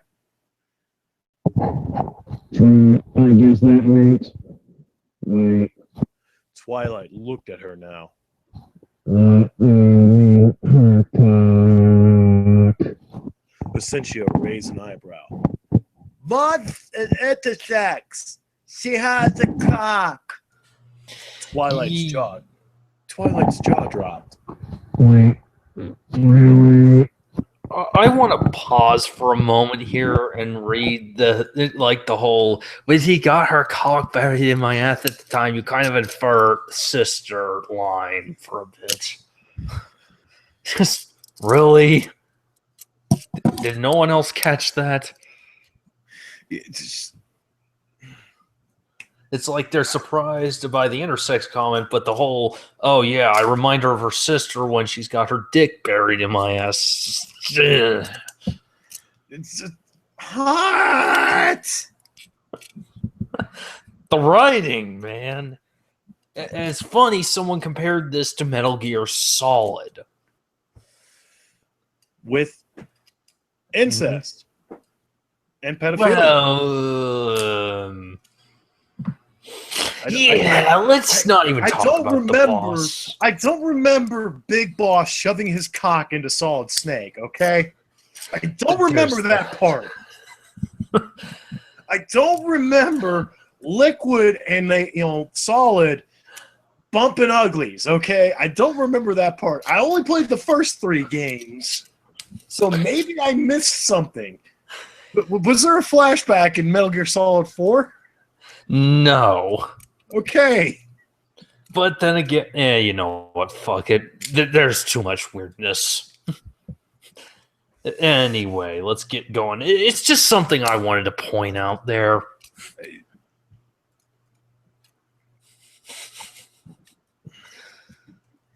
Maud stood up, setting Pinky on the table, and lifted her dress, giving the girls a shameless view of her growing erection underneath, exposing herself to fucking high school students. End me. End me. I just can't even imagine what was going through this motherfucker's mind. The sick thing is, there are people who say, oh yeah, Jerry, that's so awesome. I love Stockholm. It's great. I hope these people are trolling, because otherwise there's no hope for you. These motherfuckers better be watched by the fucking feds. That's all I'm saying. Hide your kids, hide your wife. I'm pretty sure Nyberg likes this shit too. Oh! How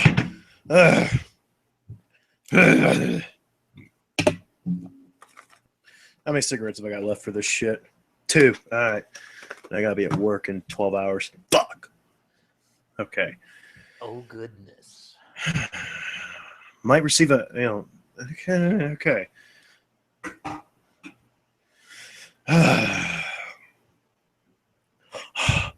Oh goodness. Rarely looked away in shock, then stole a peek. Wow. Twilight blinked, averting her gaze for a moment as well, then glancing again. Essentia nodded as she glanced towards it. Maud had gotten bigger since she'd last seen her. Maud herself chuckled and let her dress fall back into place, casually strolling around the table. It's been a while since I've seen you, you know. Essentia put her hands upon Maud's stomach and chuckled. Love that. I have a girlfriend now, Maud. No. Now Twilight looked up, biting her lip as Pinky, studied her reaction. She could see mixed emotions in the moment. It was understandable. She knew Twilight was new to this sort of thing, let alone how to even deal with it. She leaned over to her friend, gently tapping her shoulders. Are you okay, Twi? Essentia's arm wrapped tighter around Twilight's shoulder, while Pinky was tending to Twilight. She was having to deal with Maud. I have one too. We still had fun. Maud gave the tiniest of smirks. Twilight, not like that. She's very traditional that way. Sorry. Maud shrugged and sat back down next to her sister, kissing her cheek. Twilight looked between the two, then at Pinky, sighing. Pinky, this is pretty surprising. Oh, don't worry. Pinky patted her shoulder. You don't have to worry so much. You just have to be honest about how you feel.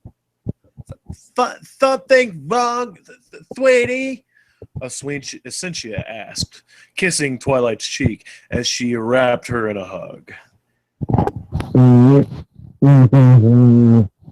Twilight shook her head and nuzzled her. Are you sure? Essentia asked, softly stroking her cheek. You look distressed. Twilight glanced around. Sure. Essentia smiled, taking her by the hand and leading her out into the hall towards an empty classroom. What's the matter? For a few moments, Twilight paced, not quite looking at her. She bit her lip, sighed, and then rocked on her feet a bit. It took nearly a minute before she started speaking. I don't know about all of this. Essentia sat up on the teacher's desk. About what, Clay? This whole thing with your Pinky sister. Twilight wrung by her feelings. I could see how much I love you. I'd like to pause and just say that nobody had a problem with the fucking incest. The underage fucking, the incest. This is okay, but the fact that the retarded girlfriend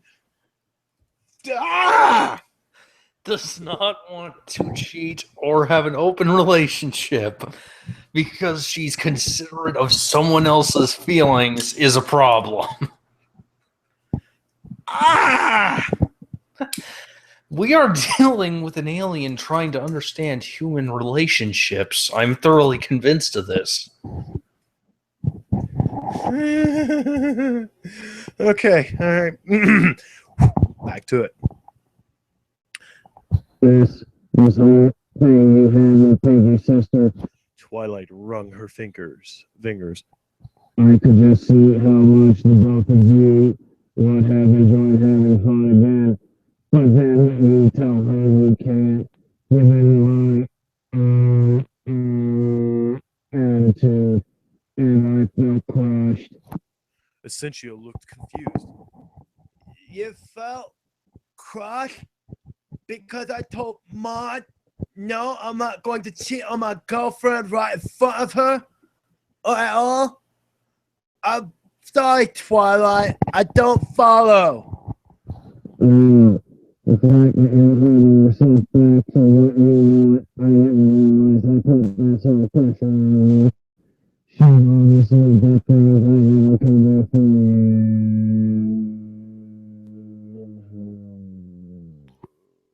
And why shouldn't I let you enjoy that? Life's too short. Twilight turned away, exhaling heavily. Oh God, I actually think I may vomit. Oh boy.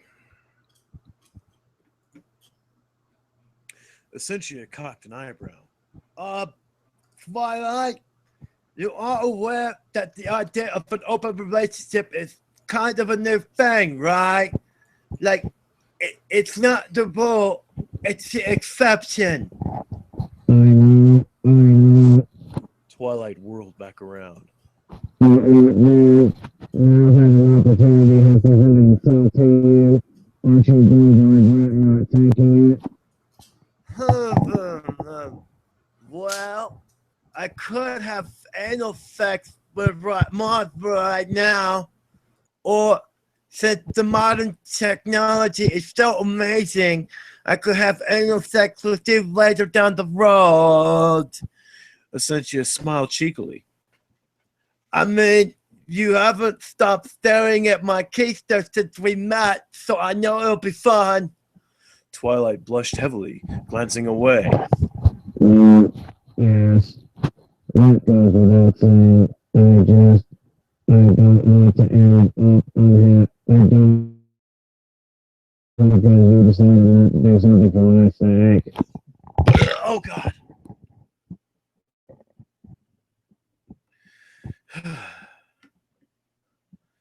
Twilight blushed heavily. I got that part. Wow! I never thought I'd have to take a movie of dating about monogamy of all things. Essentia laughed as she stood up and wrapped her arms around Twilight's waist, kissing her cheek. Twilight blushed. We just had discussed if we would be or not. It was kind of implied with the whole dang thing. Essentia chuckled, getting up and wrapping her arms around Twilight again.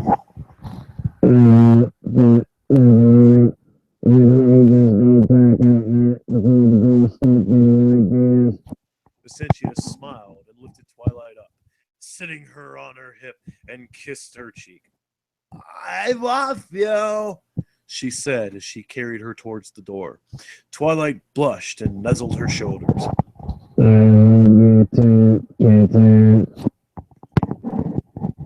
When they finally returned to the cafeteria, they were greeted by the side of Pinky with her shorts pulled down as she rode Maud's lap, giving her sister a nuzzle each time she came down. Rarity and Fluttershy were both looking away, each stealing a glance. Well, looks like they did get the ideas after all, Essentia remarked, sitting down with Twilight in her lap.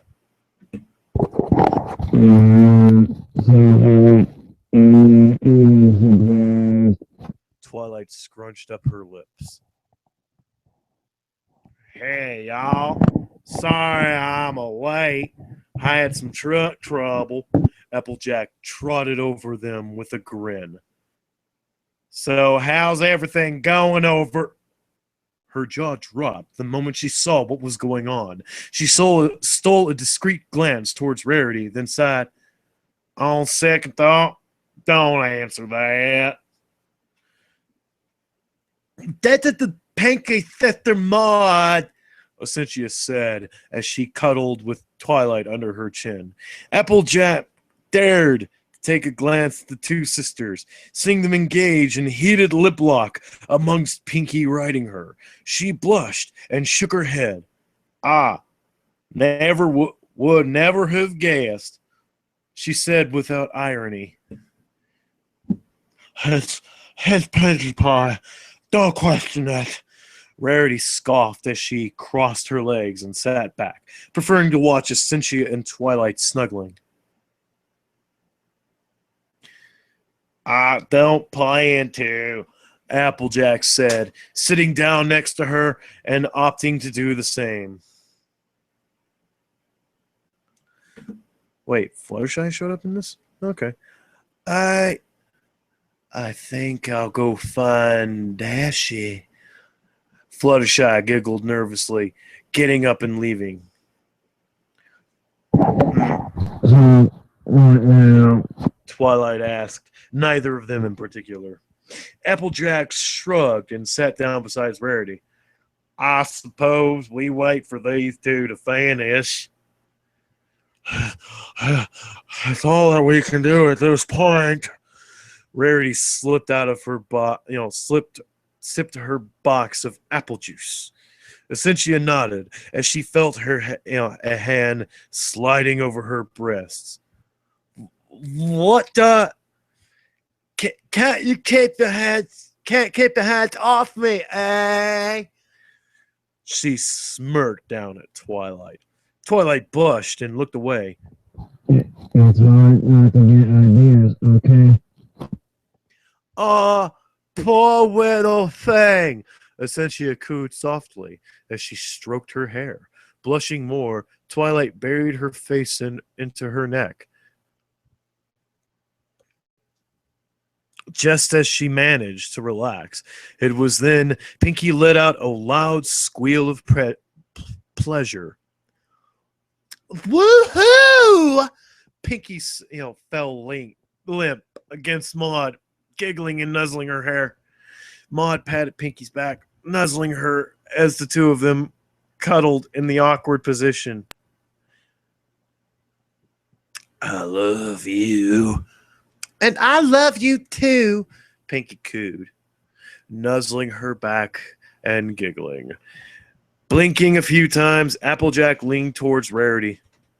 So, they're supposed to be sisters, whispered. Applejack whispered. Yep. Experimented at a young age. Yeah. Formed a stronger bond. Seems so. Separated for a while. Perhaps. And now they can't keep their hands off each other. Yep. I gotta admit, I've seen weirder. Applejack shook her head as she laid an arm over Rarity's shoulder. Rarity gave a little smile. I think it could be worse. Oh, God! How could it be worse?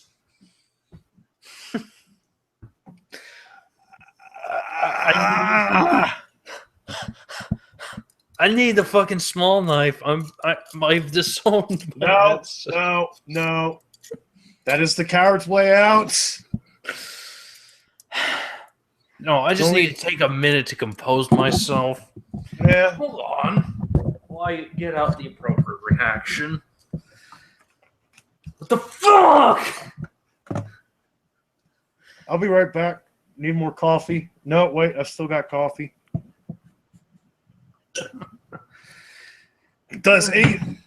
The goggles, they do nothing.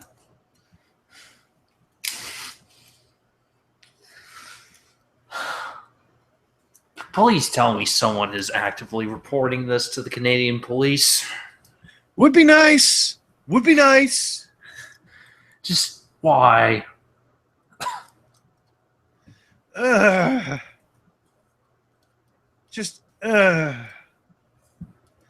How far in are we? Oh God, we're not even halfway through this shit. So yeah, we're welcome to die. Yep. I need to set my alarm clock for work tomorrow. Take my ass in at 7 o'clock in the morning. Oh God, the name of this chapter: cock, penis, wang, wiener, wee wee, dick, dong. Yeah, that's about our reactions to the quality of this shit. So at least the titles are appropriate. And watch, there'll be a title drop for this shit within like 5 paragraphs. Yep.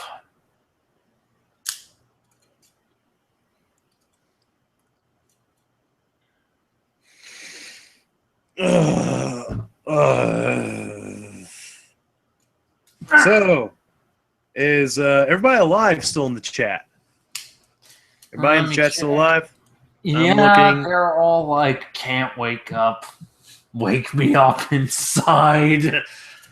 That's pretty much the reaction to reading Stockholm. Yeah. You know, there's two ways one can go about thinking about this piece of shit. Either it's Jerry's fact fiction, or because Jerry's author insert is the only quote-unquote considerate character we've seen thus far, might be him trying to subtly say he's better than everyone. I don't see how he's more. What do you mean? More considerate than everyone else thus far. But they're all herpes-infected whores. All of them. Yeah, but again, that's answered by shitty writing. I mean, the Jerry's self-insert was a fucking sex slave. Huh. Well, some people are into that. Doesn't necessarily make them bad people, you know. Yeah, I'm just saying, underage. You know. There's that. What have we uncovered? All I'm going to say is when I offered to debate this asshole all those years ago, I never thought I'd find myself reading something like this. I just thought he was a dumbass EA fanboy, and the internet proved me wrong. Yeah, it turns out he is actually a scumbag of the highest fucking caliber. And just remember, kids, apparently in Canada, writing about this sort of thing and distributing it is actually illegal. Right? Right? And Templar went silent. God damn it. I can't hear you, dude. I hear your background, Hello. but I don't. Yeah, I hear you. Okay. Ooh. Yeah, I hear you. Are you there? Fucking hell. We're off air. No, we're not. Oh. Must be my end that's fucking up then. Yeah. I'm gonna get another cup of coffee. I'm gonna need that shit.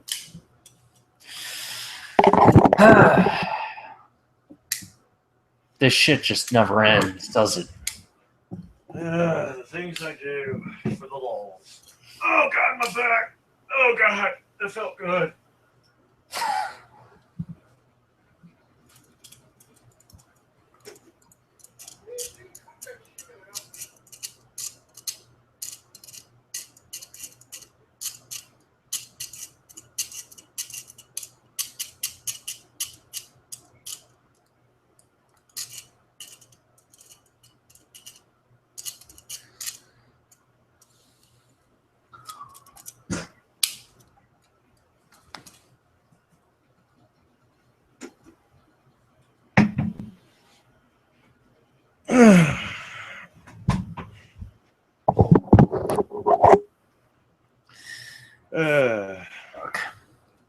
All right. Let's just see how bad this shit can get. It will always get worse.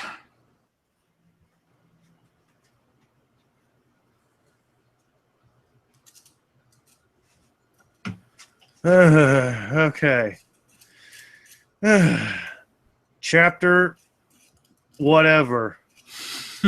Cock, penis, wang, wiener, wee wee, dick, and dong. Giggity.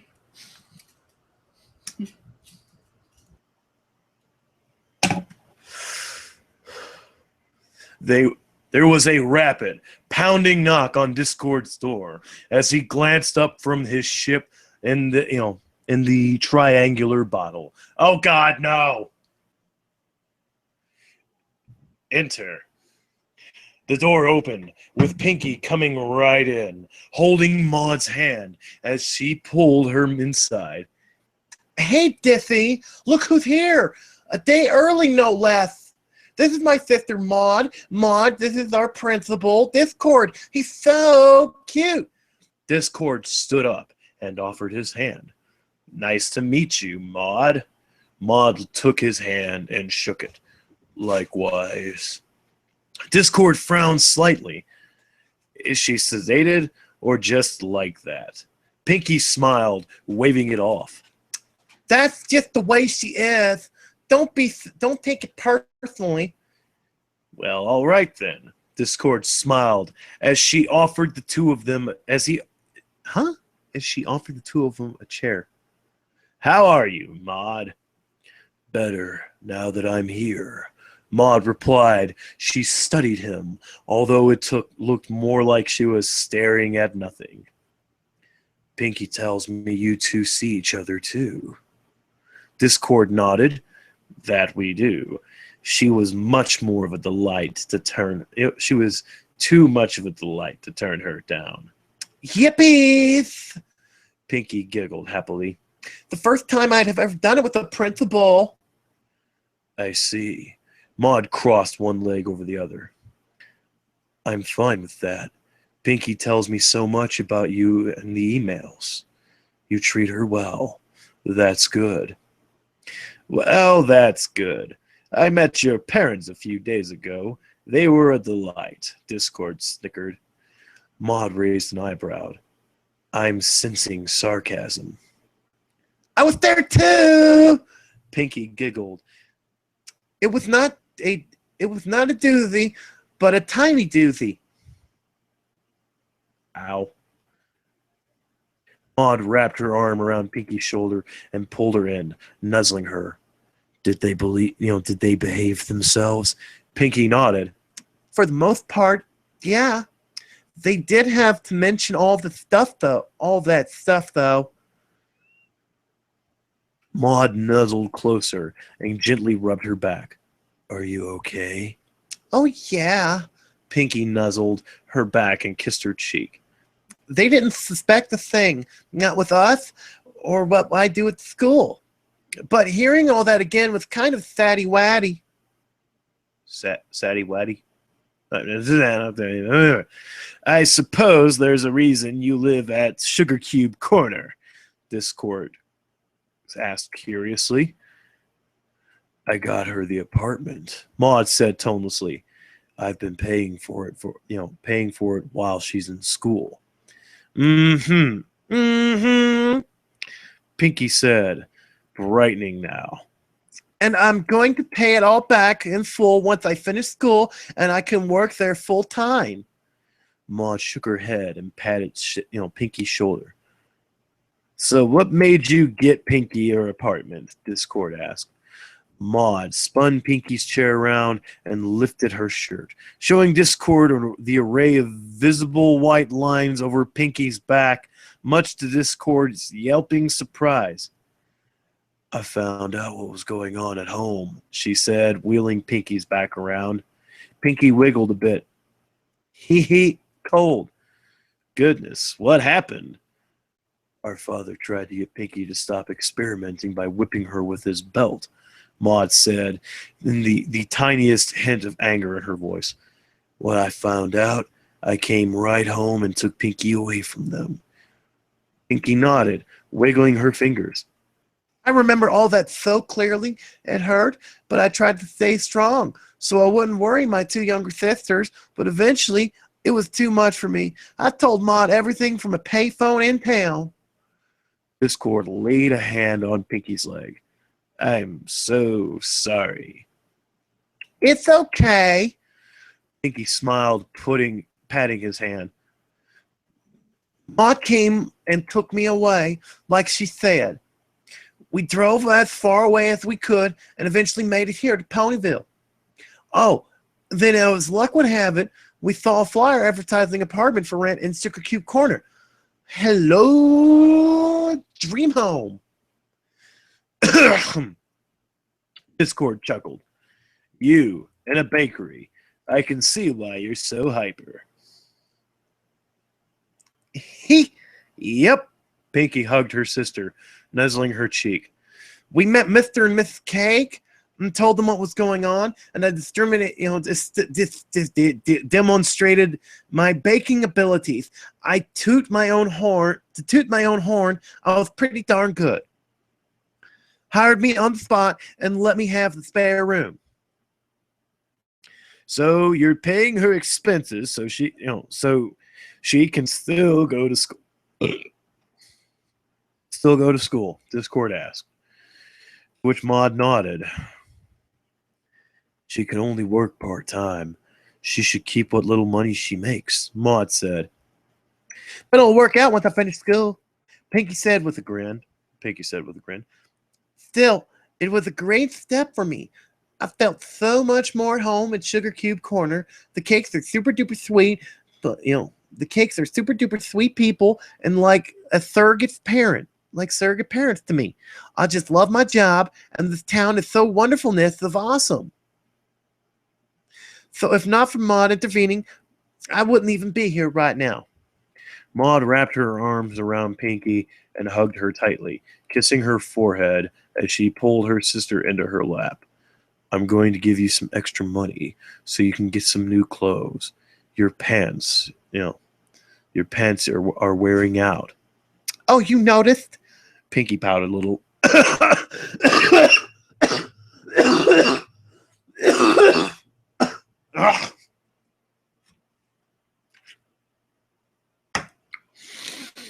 Oh, God.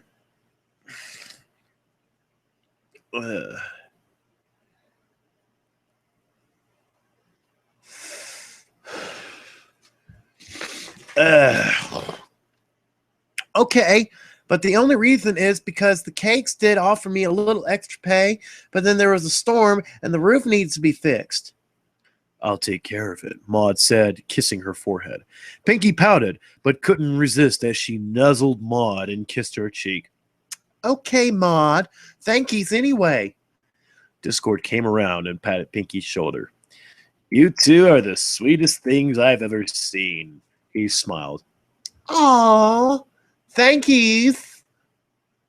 Pinky giggled, petting his hand and nuzzling Maud's shoulder. She's the best sister ever. Would you like a back rub, Pinky? Discord asked, kissing the top of her head. Okay. Pinky nodded, grinning. Discord pulled Pinky back into her chair, turning it. Okay, all right. Just give me a second, folks. Are we still live? Yeah, we're still live. Oh shit! Templar job. Son of a bitch! He really did take the fucking coward's way out.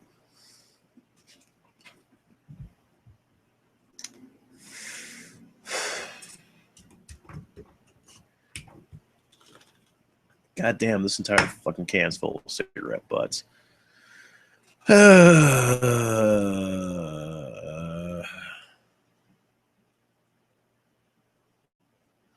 All right.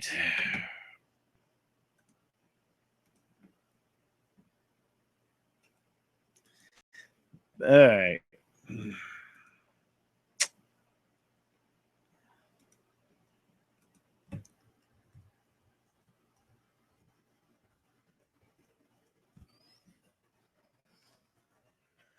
Back to it. Discord pulled Pinky back into her chair, turning it so she was straddling the back and facing her sister as he began to rub her already tense shoulders. Goodness, I unwind your back and you just wind it up again, he chuckled. Sorry, Pinky giggled, looking at Maud with a wave.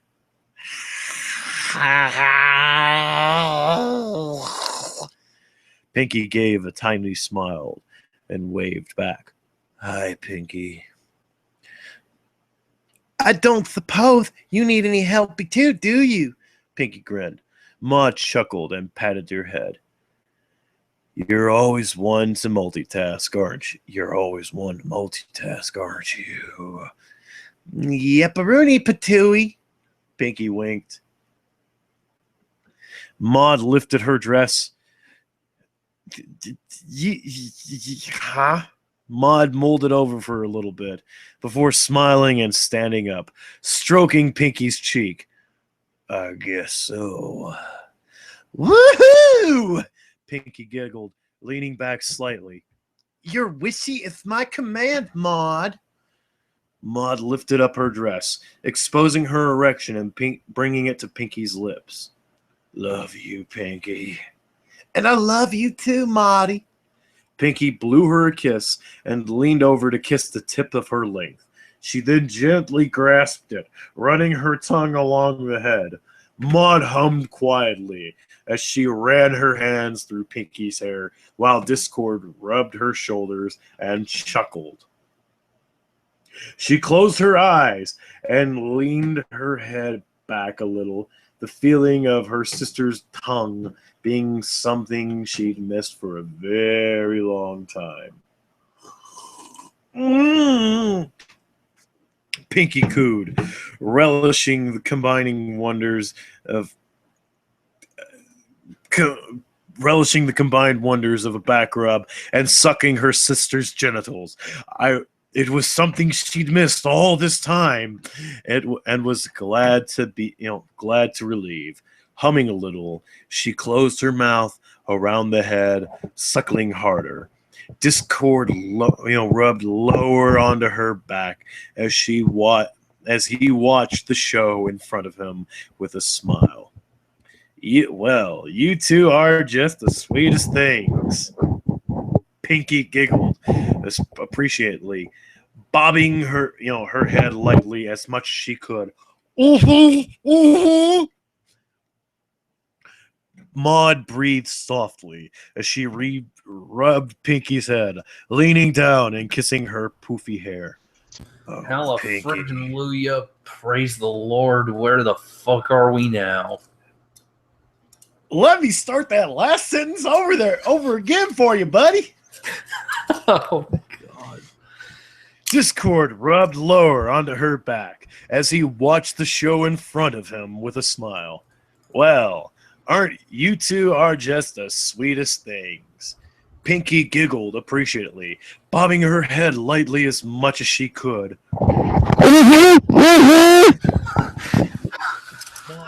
Okay, so basically, Yes. sister incest and fucking Discord threesome. And you thought Kill La Kill was bad. Kill la Kill was just stupid. Oh, there's that. Maud breathed softly as she rubbed Pinky's head, leaning down and kissing her poofy hair. Oh, Pinky, I love you so much, she whispered. Pulling away a bit, Pinky giggled and reached to tussle her hair. I love you too, Maud. So many bunches. Maud smiled and stroked Pinky's ear, glancing up briefly at Discord, seemingly flashing him a "Don't you dare hurt my baby sister" glare. Discord chuckled and nodded as he kneaded Pinky's shoulders. Humming happily, Pinky angled herself a little bit for better access. She bobbed her head a little faster, eagerly deep-throating Maud's member. Maud groaned softly, her stony demeanor being threatened by Pinky's well-practiced mouth. She shuddered as she stroked her sister's hair. Pinky, almost, she breathed, giggling around her length. Pinky went faster. She moaned from discord, ministrations along her back, making her shudder slightly.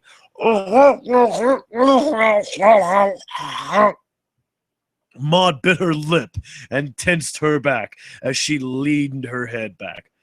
Where should she trailed off quietly. Pinky smiled as best she could, indicating for release in her mouth.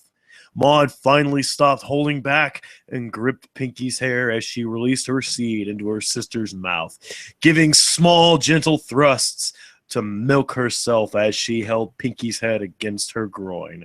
Relishing the delicious taste, Pinky swallowed every bit she could and hummed happily. She licked along her length, giggling and then pulling her mouth away. Oh, Maud, you're still so yummy, Pinky cooed, grinning up at her. I'm gonna be in town the whole week. Maud smiled as she patted Pinky's hair. Yay! Then we'll have all kinds of funsies. Pinky giggled. I've never seen two people more in love than you two. Discord chuckled as he kissed the top of Pinky's head.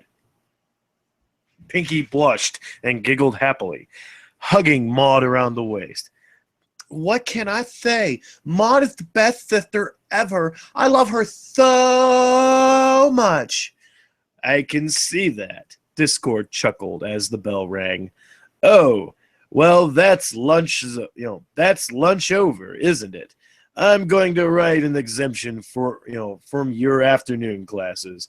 Go spend time with your sister. Really? Oh, Diffie, you're too much. Pinky squealed happily. She hopped up from the chair and gave him a hug.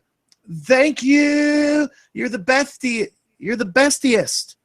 Discord patted her rear and kissed the top of her head. You two have fun.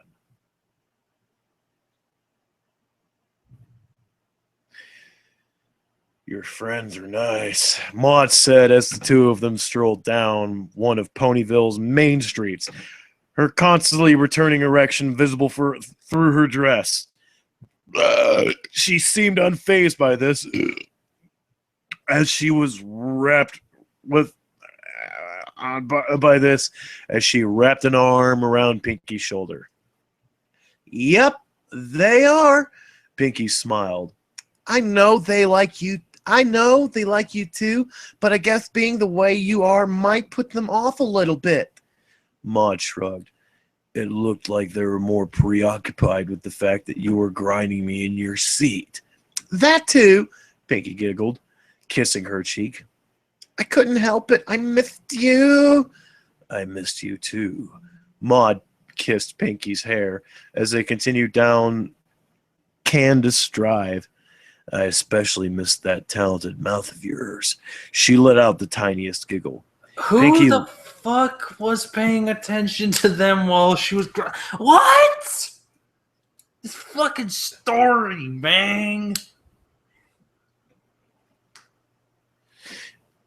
To look back at the chat. Yes, I remember that time Jerry said he was asexual. I also remember the time he said he got stabbed, had a firecracker blow up in his eye, and I remember when he edited his own TV tropes page to say he was a badass cripple. Hell, he still edits his own goddamn TV tropes page because he's that much of a narcissistic cunt.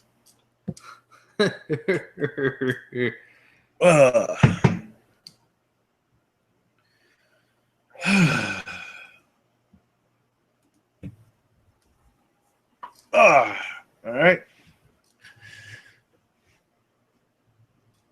I think I got another hour of this shit in me. And then you need to take a long shower. I need to fucking take, long shower. My water bill's going to go up. Oh, shit, I need to pay that. Mm. And then you'll need to drown yourself in bleach to ever feel clean again.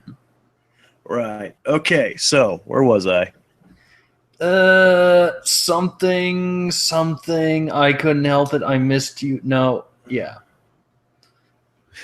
Uh, I missed you too. Especially yeah. that talented mouth. Pinky laughed, nuzzling her cheek. I missed yours too. Same for your situation. Maud chuckled quietly. You can't just say cock, can you? She asked, nuzzling her cheek. Cock, penis, wang, wiener, wee wee, dick, dong. Name drop! Pinky recited with a grin. I stand corrected. Maud rolled her eyes as she squeezed Pinky's shoulder. How are the cakes treating you? Very well. Pinky leaned against her happily. Between you and me, they are way better parents to me than Mommy and Daddy were. Big time. Maud's hand came around to Pinky's back, taking a deep breath as she ran her fingers over the scars that were covered by Pinky's shirt. I'm sure they are. Mm-hmm. No problems whatsoever, Pinky assured her, kissing her cheek. I'm happier than I have ever been, Maud. All that's missing is you. I'm sorry. I can't be around more often, Maud said, nuzzling at her as they turned down the small street. Pinky patted her back. It's okay, Maud. Don't worry. I wouldn't want to put your dreams and goals on hold just for me. Besides, once I finish school, we can go on a dig together. Just us. Maud smirked as she reached down and squeezed Pinky's rear. I know what we can dig. Oh, and what's that? Pinky smirked, winking. Maud, being the ever shameless person that she was, stopped Pinky in her tracks and pushed her down over the back of a bench, grabbing a hold of her jeans. You, she said, with a small number of people on the street glanced their way. Oh, Maudie, Pinky giggled, grinning widely. Yes, please. Maud slid Pinky's jeans down and squeezed her plump rear in hands, her erection throbbing against her dress as she kneaded her sister's soft skin. You're so beautiful, Pinky. Pinky blushed and nuzzled her. Oh, thank you. You're so sweet. Maud spread Pinky's rear apart and lifted her dress, bringing the tip of her member to her sister's ring. Oh, I missed you so much.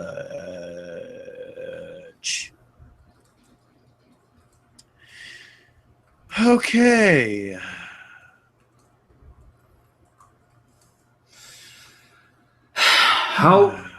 How badly are you feeling right now?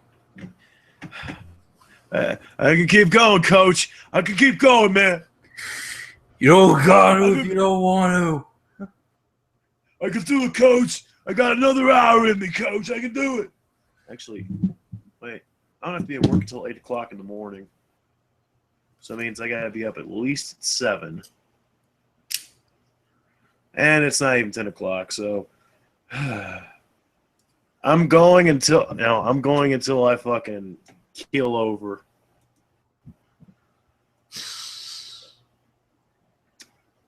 And I've drank like 3 pots of coffee today, so I don't think I'm going anywhere for a minute.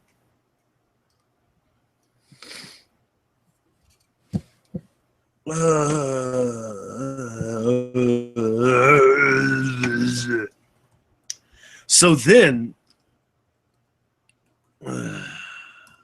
so that the agent shocked and disturbed. Wait. Title. Gotta drop the fucking goddamn title. Chapter.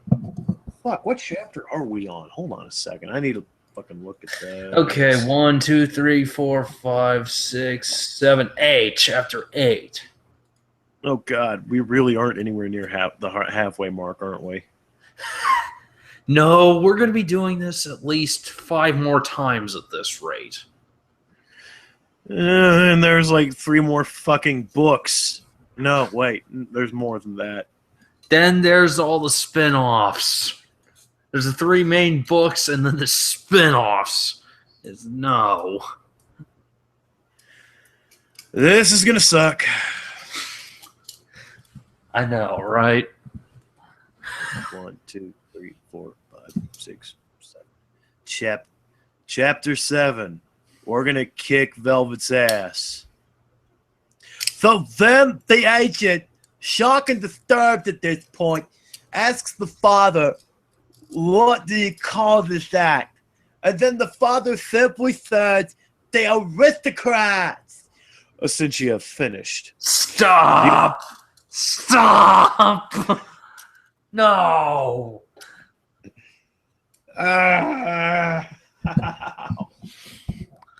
Nobody gets to rape the aristocrats. Just shtick. The no. No. I think we're reading the aristocrats played straight. Yup. It all makes sense now. We're reading the aristocrats, folks. We may be right on the ruse cruise. We may have given this dumbass more, not enough credit. He's probably laughing and jerking off at the same time right now.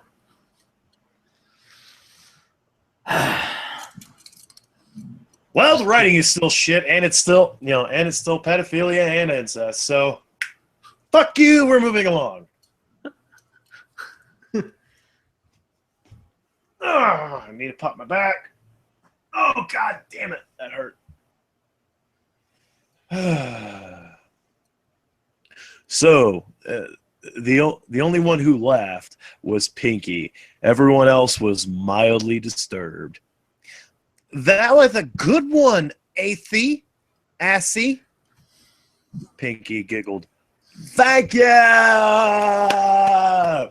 Essentia smiled, refilling her mug. The entire group had decided to hang at Essentia's family apartment for the afternoon. It had been a colorful experience, to say the least. So, where's Maxie? Pinky said with a grin. Twilight, Rainbow, and Rarity all winced as their eyes darted around. Fluttershy and Applejack seemed unfazed. She's around! Essentia smiled as she looked around at the apartment. Ah, there she is! Right up in the corner of the ceiling. Built herself a little purse, eh? Sure enough, sure. Huh? What?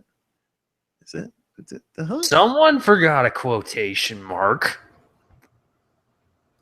Sure enough, Essentia's camel spider, Maxia, was perched up in on the chandelier in the living room. How the fuck do you fit a chandelier in an apartment?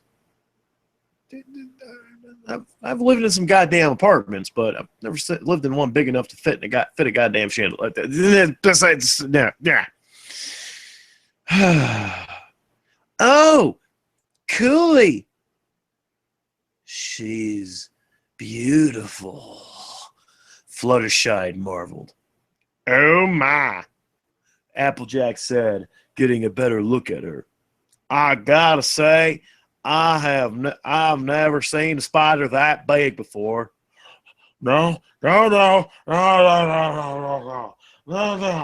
It's Rainbow. You did. Oh, fuck it. Okay. Retake. No. Rainbow squealed in fright, darting behind the nearest person to her, which happened to be Fluttershy. Nope. Keep her as far away from me as possible. I second motion. Twilight shook in fright, crawling back on her hands. Essentia made kissing sounds, to which Mexia dropped down from her perch onto Essentia's head, nuzzling her head. Oh, Mama loves you too much.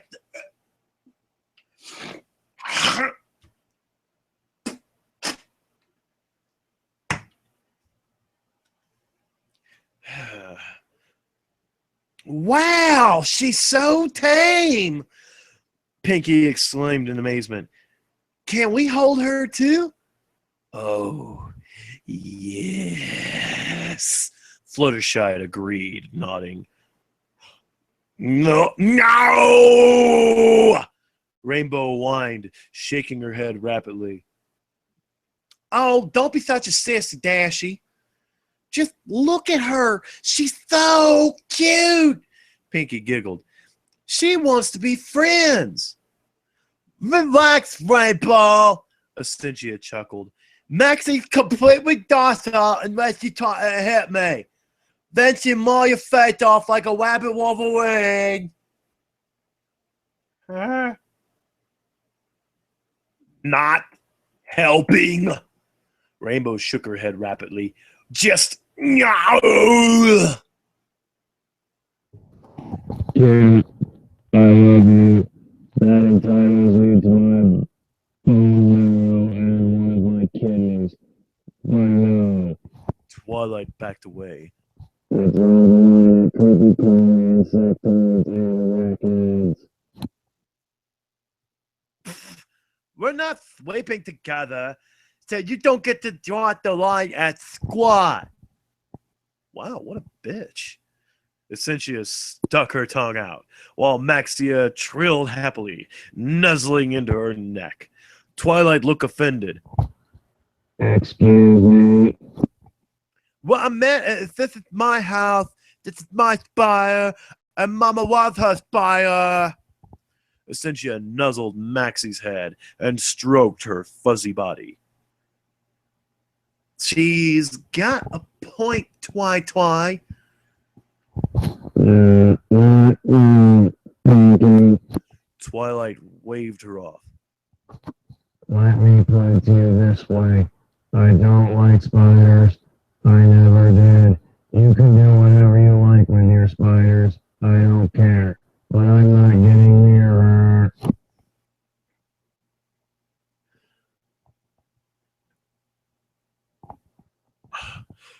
Are you seriously playing that? Playing the it's me or the pet ultimatum? Rainbow groaned. No, I'm not. I just don't want to go near a spider bigger than my hand. Twilight shook her head rapidly. Thank you. Essentia got an uneasy look on her face. Twilight, stay still.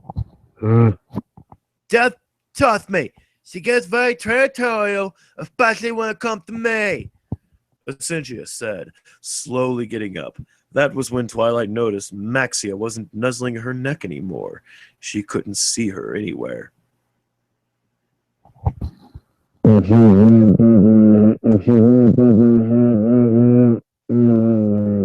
Twilight stated.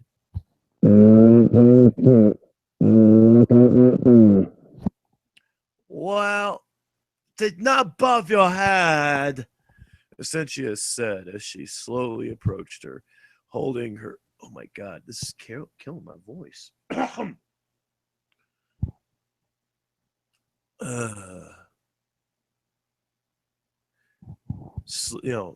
Essentia said as she slowly approached her, holding her hands with her fingers curled up like a snake ready to strike.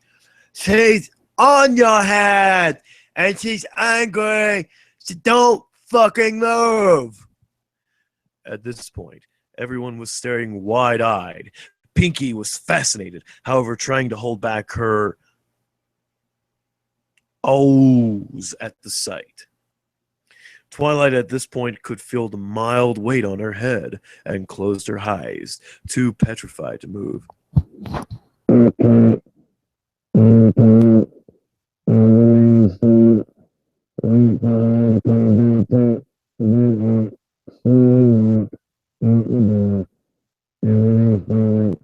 Everything's fine. Twilight could feel the creeping sensation as Maxina crawled over her head, and then she came into view, trilling angrily as she seemed to glare into Twilight's eyes. Behind her, Twilight could see Essentia getting closer. And then Mexia struck. Twilight screamed just before she felt a hand cover her eyes. And that scream of pain as she felt the spider pulled away from her head. And the hand came off her eyes, and the first thing she saw was Essentia pushing Mexia into a large cage with one hand, with the other bleeding profusely. Bad girl!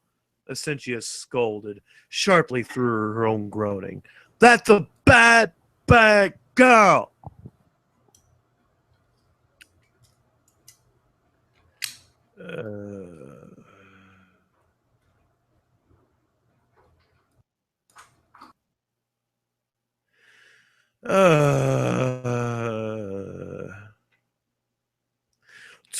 Wiley, okay. She sat back down, clutching her hand as she started tying off her wrist. Everyone was silent with shock, not at all sure what to say or even do. The only sounds that were heard was Maxina saddeningly trilling from her cage. A petrified Twilight shook visibly, tears in her eyes, and then she stood up, grabbed her bag, and uttered a shameful Sorry. before she bolted from the apartment, closing the door behind her. See? Pinky crawled over to her. Are you okay? That was crazy, Rainbow remarked with a light whistle. Good gracious. She isn't venomous, is she? Rarity asked with concern, crawling over to see her hand. Essentia said, She is. Call the hospital, she grunted, watching her head turn purple as she successfully cut off the circulation. I'm all right. Rarity whipped out a cell phone, dialing rapidly. No,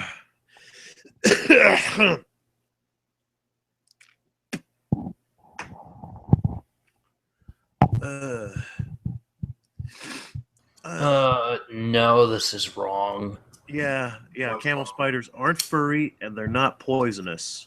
They're just big. They don't have venom glands. The worst they can do is give you a really nasty bite. Puncture wounds. You'll bleed. You'll bleed a lot. And it'll be painful, but you're not going to get envenomed or die if you take care of it right.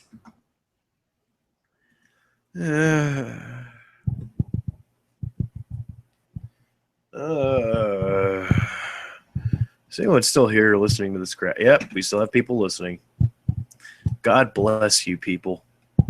You sick and weird fucking people. We like you. Indeed.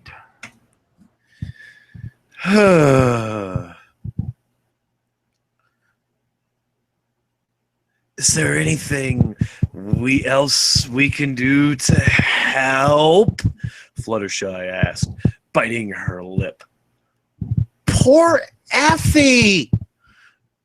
Essentia hissed as she watched the wound bleeding, taking great care not to touch it as Rarity called for an ambulance. 911, what's your... Yes, my friend has been bit by a pet spider, Rarity said as she looked concerned. Rarity said, looking concerned as she glanced back at Essentia. All right, can you tell me what kind of spider it is, ma'am? Dispatched asked. What kind of spider was it, dear? Rarity asked worriedly. Huh? Maxina is a solifuge. So what?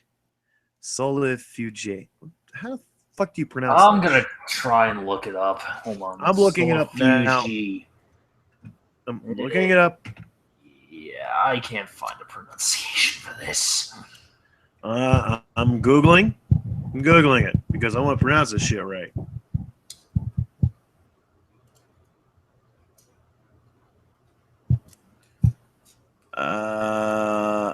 It's a fucking camel spider. Pretty much, this is him attempting to be smart fag and trying to give the actual fucking name because he's a freaking retard. Well, actually, in all fairness, you are supposed to, when dealing with bites and all that shit, you actually are supposed to give the official name because that's the universal term. So, sort of like when you're in the military, there's no bathrooms, there's no water fountains, it's heads and scuttlebutts. Yeah, yeah. True story.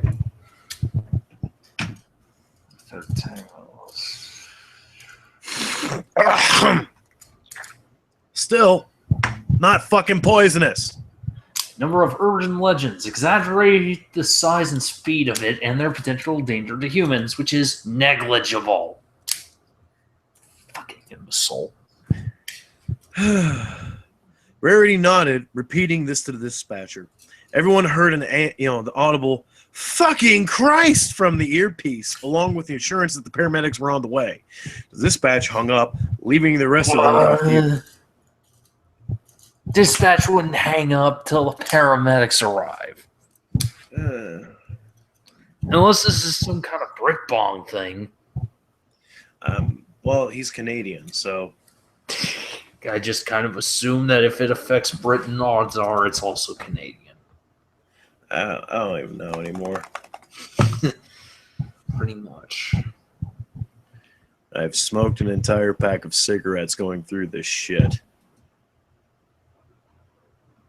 Am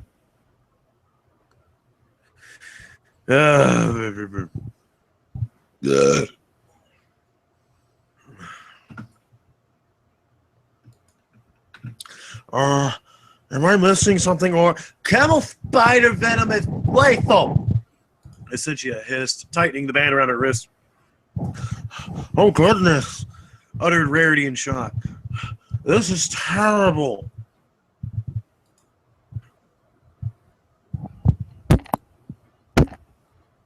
Okay, all right. Don't worry, Effie. We'll make sure you're safe and sound, Pinky told her. She went over to her, squeezing her shoulder. After a few minutes, the paramedics came through the door, ushering everyone away from Essentia as they sat down on either side of her. But by the time they got there, it was too late. No, that's not how it happened. How long ago was the bite? One of them asked. About 5 minutes ago. Essentia groaned. And how long was it before you tied off the wound? A few seconds after I was bitten, Essentia explained. All right, good job, she assured her as she drew out a scalpel and started making a cut into Essentia's hand, opening the fresh wound as blood started to drain out into the pan set and Huh? This sounds like a medieval bloodletting technique. I don't think that's how it works. I really don't think that's how administering it. They're doing bloodletting, which is a technique that no paramedics practice anymore because it does more harm than good. Yeah. At least for this particular thing. It's just a case of having proper anti-venom and or respirator on hand. Yeah, exactly.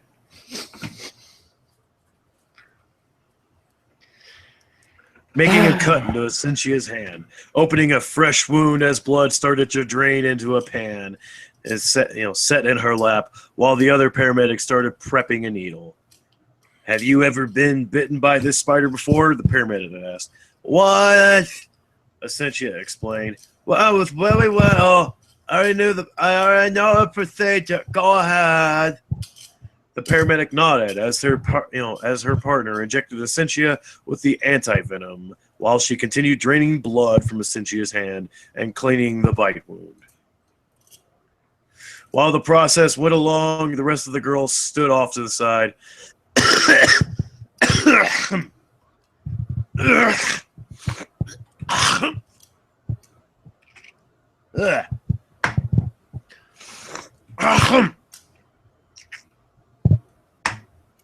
That's gross.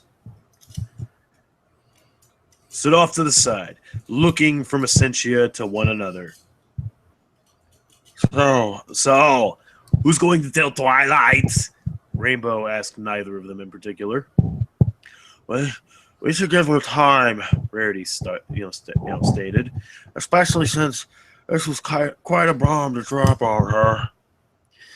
We can text her later, Fluttershy said. I'll do it, Pinky said brightly. I'll just tell Twi to come meet us somewhere, and we'll make sure AC comes too. Don't worry, girls. We just need to talk this over. Oh, God, I'm starting to lose my voice over this shit. Kill me. Okay.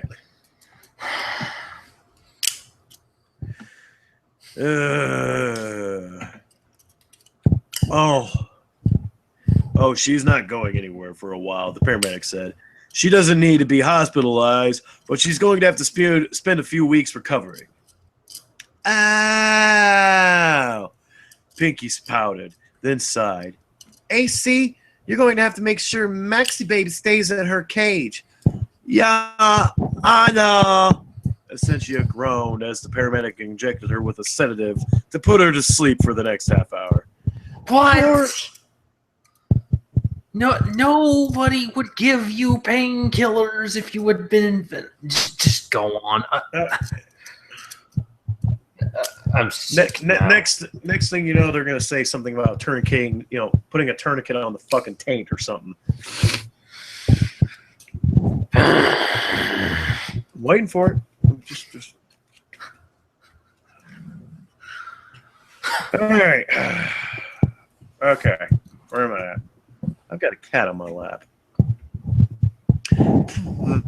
Poor AC Baby. At least she's okay, Rainbow said with a sigh of relief. I can't imagine how Twilight would feel if something worse had happened. Let's not think of that, dear, Rarity murmured. Let's make sure she's all right. The paramedics cleaned up Essentia's wound and packed their things. Can one of you help her into the bed? She's going to be fine. She's just going to be really sick for a little while. Of course. Rarity came over, helping Essentia stand up steadily. Come now, darling. Let's make sure you're comfortable. Essentia accepted her help, winced as Rarity pulled her to her feet, guiding her to a bedroom as the others, sans Pinky, slowly filed out of the apartment with the paramedics. Rarity laid Essentia down in bed and tucked her in. Essentia falling asleep only a few seconds later. How'd she get that bite anyway? The paramedic asked out in the hall. She was trying to save Spidey from biting her girlfriend. She was trying to save Spidey from biting her girlfriend, Rainbow declared, whistling. Mm-hmm. She intercepted the bite when she intercepted the bite when Maxina attempted to attack her, Fluttershy said. That spider was mighty angry and territorial, Applejack nodded. Ugh. The paramedic both whistled in astonishment. Damn, she took a camel spider bite for that girl. Yowza. You know you love someone when... No! That's not how fucking paramedics would suck. They'd be... I guarantee you, if that were an actual paramedic, they would have looked at her, looked at the bunch of girls, and then looked back up there and pretty much said, why in the fuck did she have that? I guarantee you, because there's no bedside manner when it comes to being with a paramedic. If you do something stupid, they will mock you. And this is pretty goddamn stupid. I'm just amazed this person had a venomous creature running loose in an apartment where it could escape. Like, I'm pretty sure even in Canada, you have to register that shit and keep it in specially designed containers away from the general public. Yep. Apparently. I guess, I don't know, 2 seconds. Where did my last cigarette go? This shit is gone. Okay, cat, I don't know why you're yelling at me, but I don't appreciate that shit.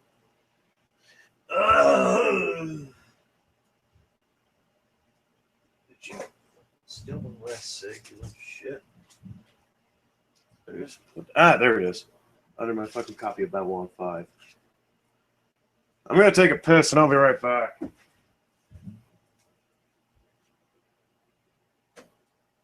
I'm gonna refill coffee because I need more fucking coffee for this shit.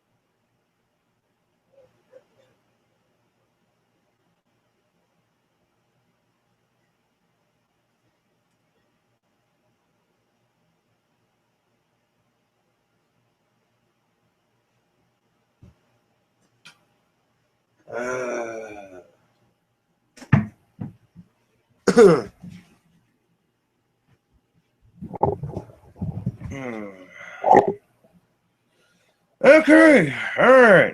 Where the fuck are we on this shit?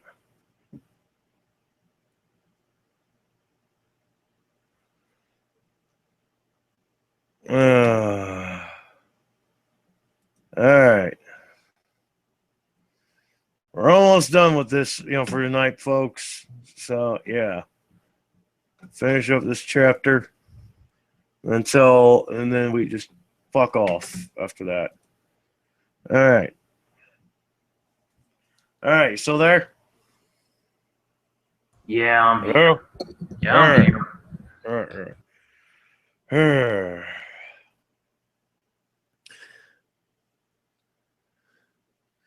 Two of them stepped around them and returned to the ambulance waiting outside. Pinky sat in the apartment on the floor in front of Maxina's cage, holding her cell phone in hand. She looked from her phone to the spider, who was still trilling sadly. Don't worry, Maxie baby.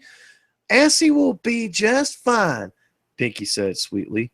And she still loves you.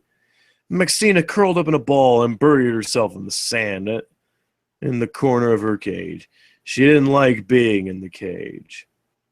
Yeah, I know, it's no fun, she said with a nod. I know how that feels, being all trapped and stuck in because your parents don't want you causing trouble, when all you were doing was with good intentions, she sighed a bit. But don't worry about Twi. She's just a little upset. She didn't mean to make you mad. Maxina whined quietly as she hid her face. Pinky's phone gave a tiny beep, and she glanced down to see a text from Twilight. Is the Cinchia still mad at me? The text read. Pinky smiled a bit, then wrote her back. No, Twi, she's not. No, Twi, she's not mad, but she did get hurt though. She'll be just fine. She's sleeping now. Sleeping? It's only 4:30.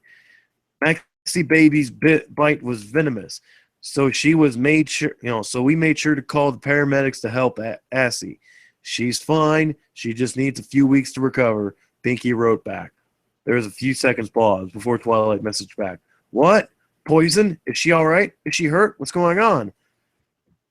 How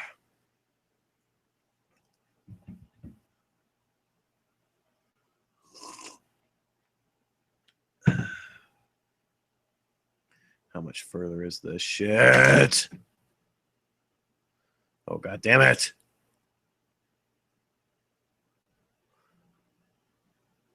Oh, god damn it all. There's more crap.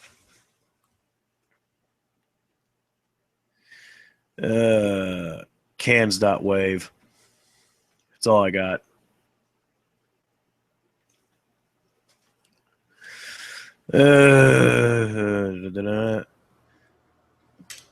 It's okay, Twy. She's fine. She did they did some kind of medical procedure, and she's going to be okay. Camel spiders are apparently venomous. No, they're not. She knew that, and she saved your life. Isn't that wonderful, Twy? She loves you enough to practically take a bullet for you, or spider bite in this case. I'm coming over there. Twy, be calm and don't get upset, okay? Maxie baby feels bad. She was just protecting AC, just like AC was protecting you. Twilight didn't message back at all.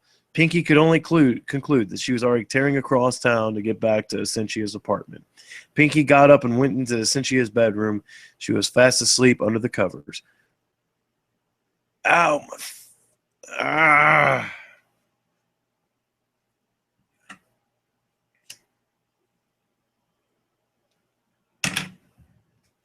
You all right, Mang?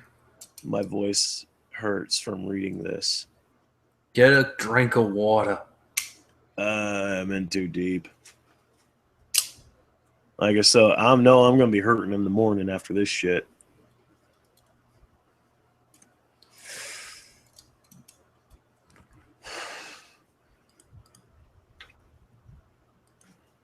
Poor AC. She pouted as she glanced around. Her attention was directed elsewhere. Essentia's room was messy. Her clothes were scattered everywhere. Clutter was lining the shelves, and a smattering of sex toys were strewn across the floor and her dresser, easily visible to anyone who walked in. Wow. Messy, assy, Pinky said, shaking her head. Twy's going to have a field day with this roomie. Essentia rolled over, reflexively wrapped her arms around a plush toy of a purple winged unicorn, muzzling as she murmured in her sleep. Ow, Pinky cooed, giggling at the sight. So cute! The door burst open, and Twilight ran in, looking frantically. Where is she? Where's Kitten? She dropped to her knees beside the bed and gingerly laid her head on her shoulder. Are you okay? She's sleeping. She's sleeping, Twy, Pinky said gently. We need to let her rest. She's going to be okay, though, right? Twilight asked hopefully. Pinky nodded. Of course. AC said this happened before, so she knew what to do. We called 911, and they took care of her. She'll be okay. Twilight, having burned off a lot of her anxiety running across town back here, breathed a sigh of relief as she sat with her back against Essentia's bed. Oh, thanks, Celestia. She took deep, calming breaths, like Cadence had taught her to do as she looked around Essentia's bedroom. My girlfriend's a slob. Laughing, Pinky patted her back. So why don't we surprise her and clean up, especially those toys? No, that's unsanitary. What's unsanitary? Twilight asked, looking down and seeing the dildos and plugs strewn about the floor. What the? Oh, Kitten, she face-palmed. Okay. So, we're at the halfway point of this fucking chapter. Do we continue? Do you guys want more? I think we should just stop here because your voice is about to give out, and I'm not about ready to try my hand at doing your shit. Alright. Well, fellow 9-gaggers, it was fun. Represent the army, go forth, kick ass, or whatever it is you fags do. I'm out. I'm not reading this shit until my voice recovers or my next day off. So, yeah. Later. We're hanging up. It was fun. Bye. How long has this been going on? I wonder. Fuck it. We're out. Deuces.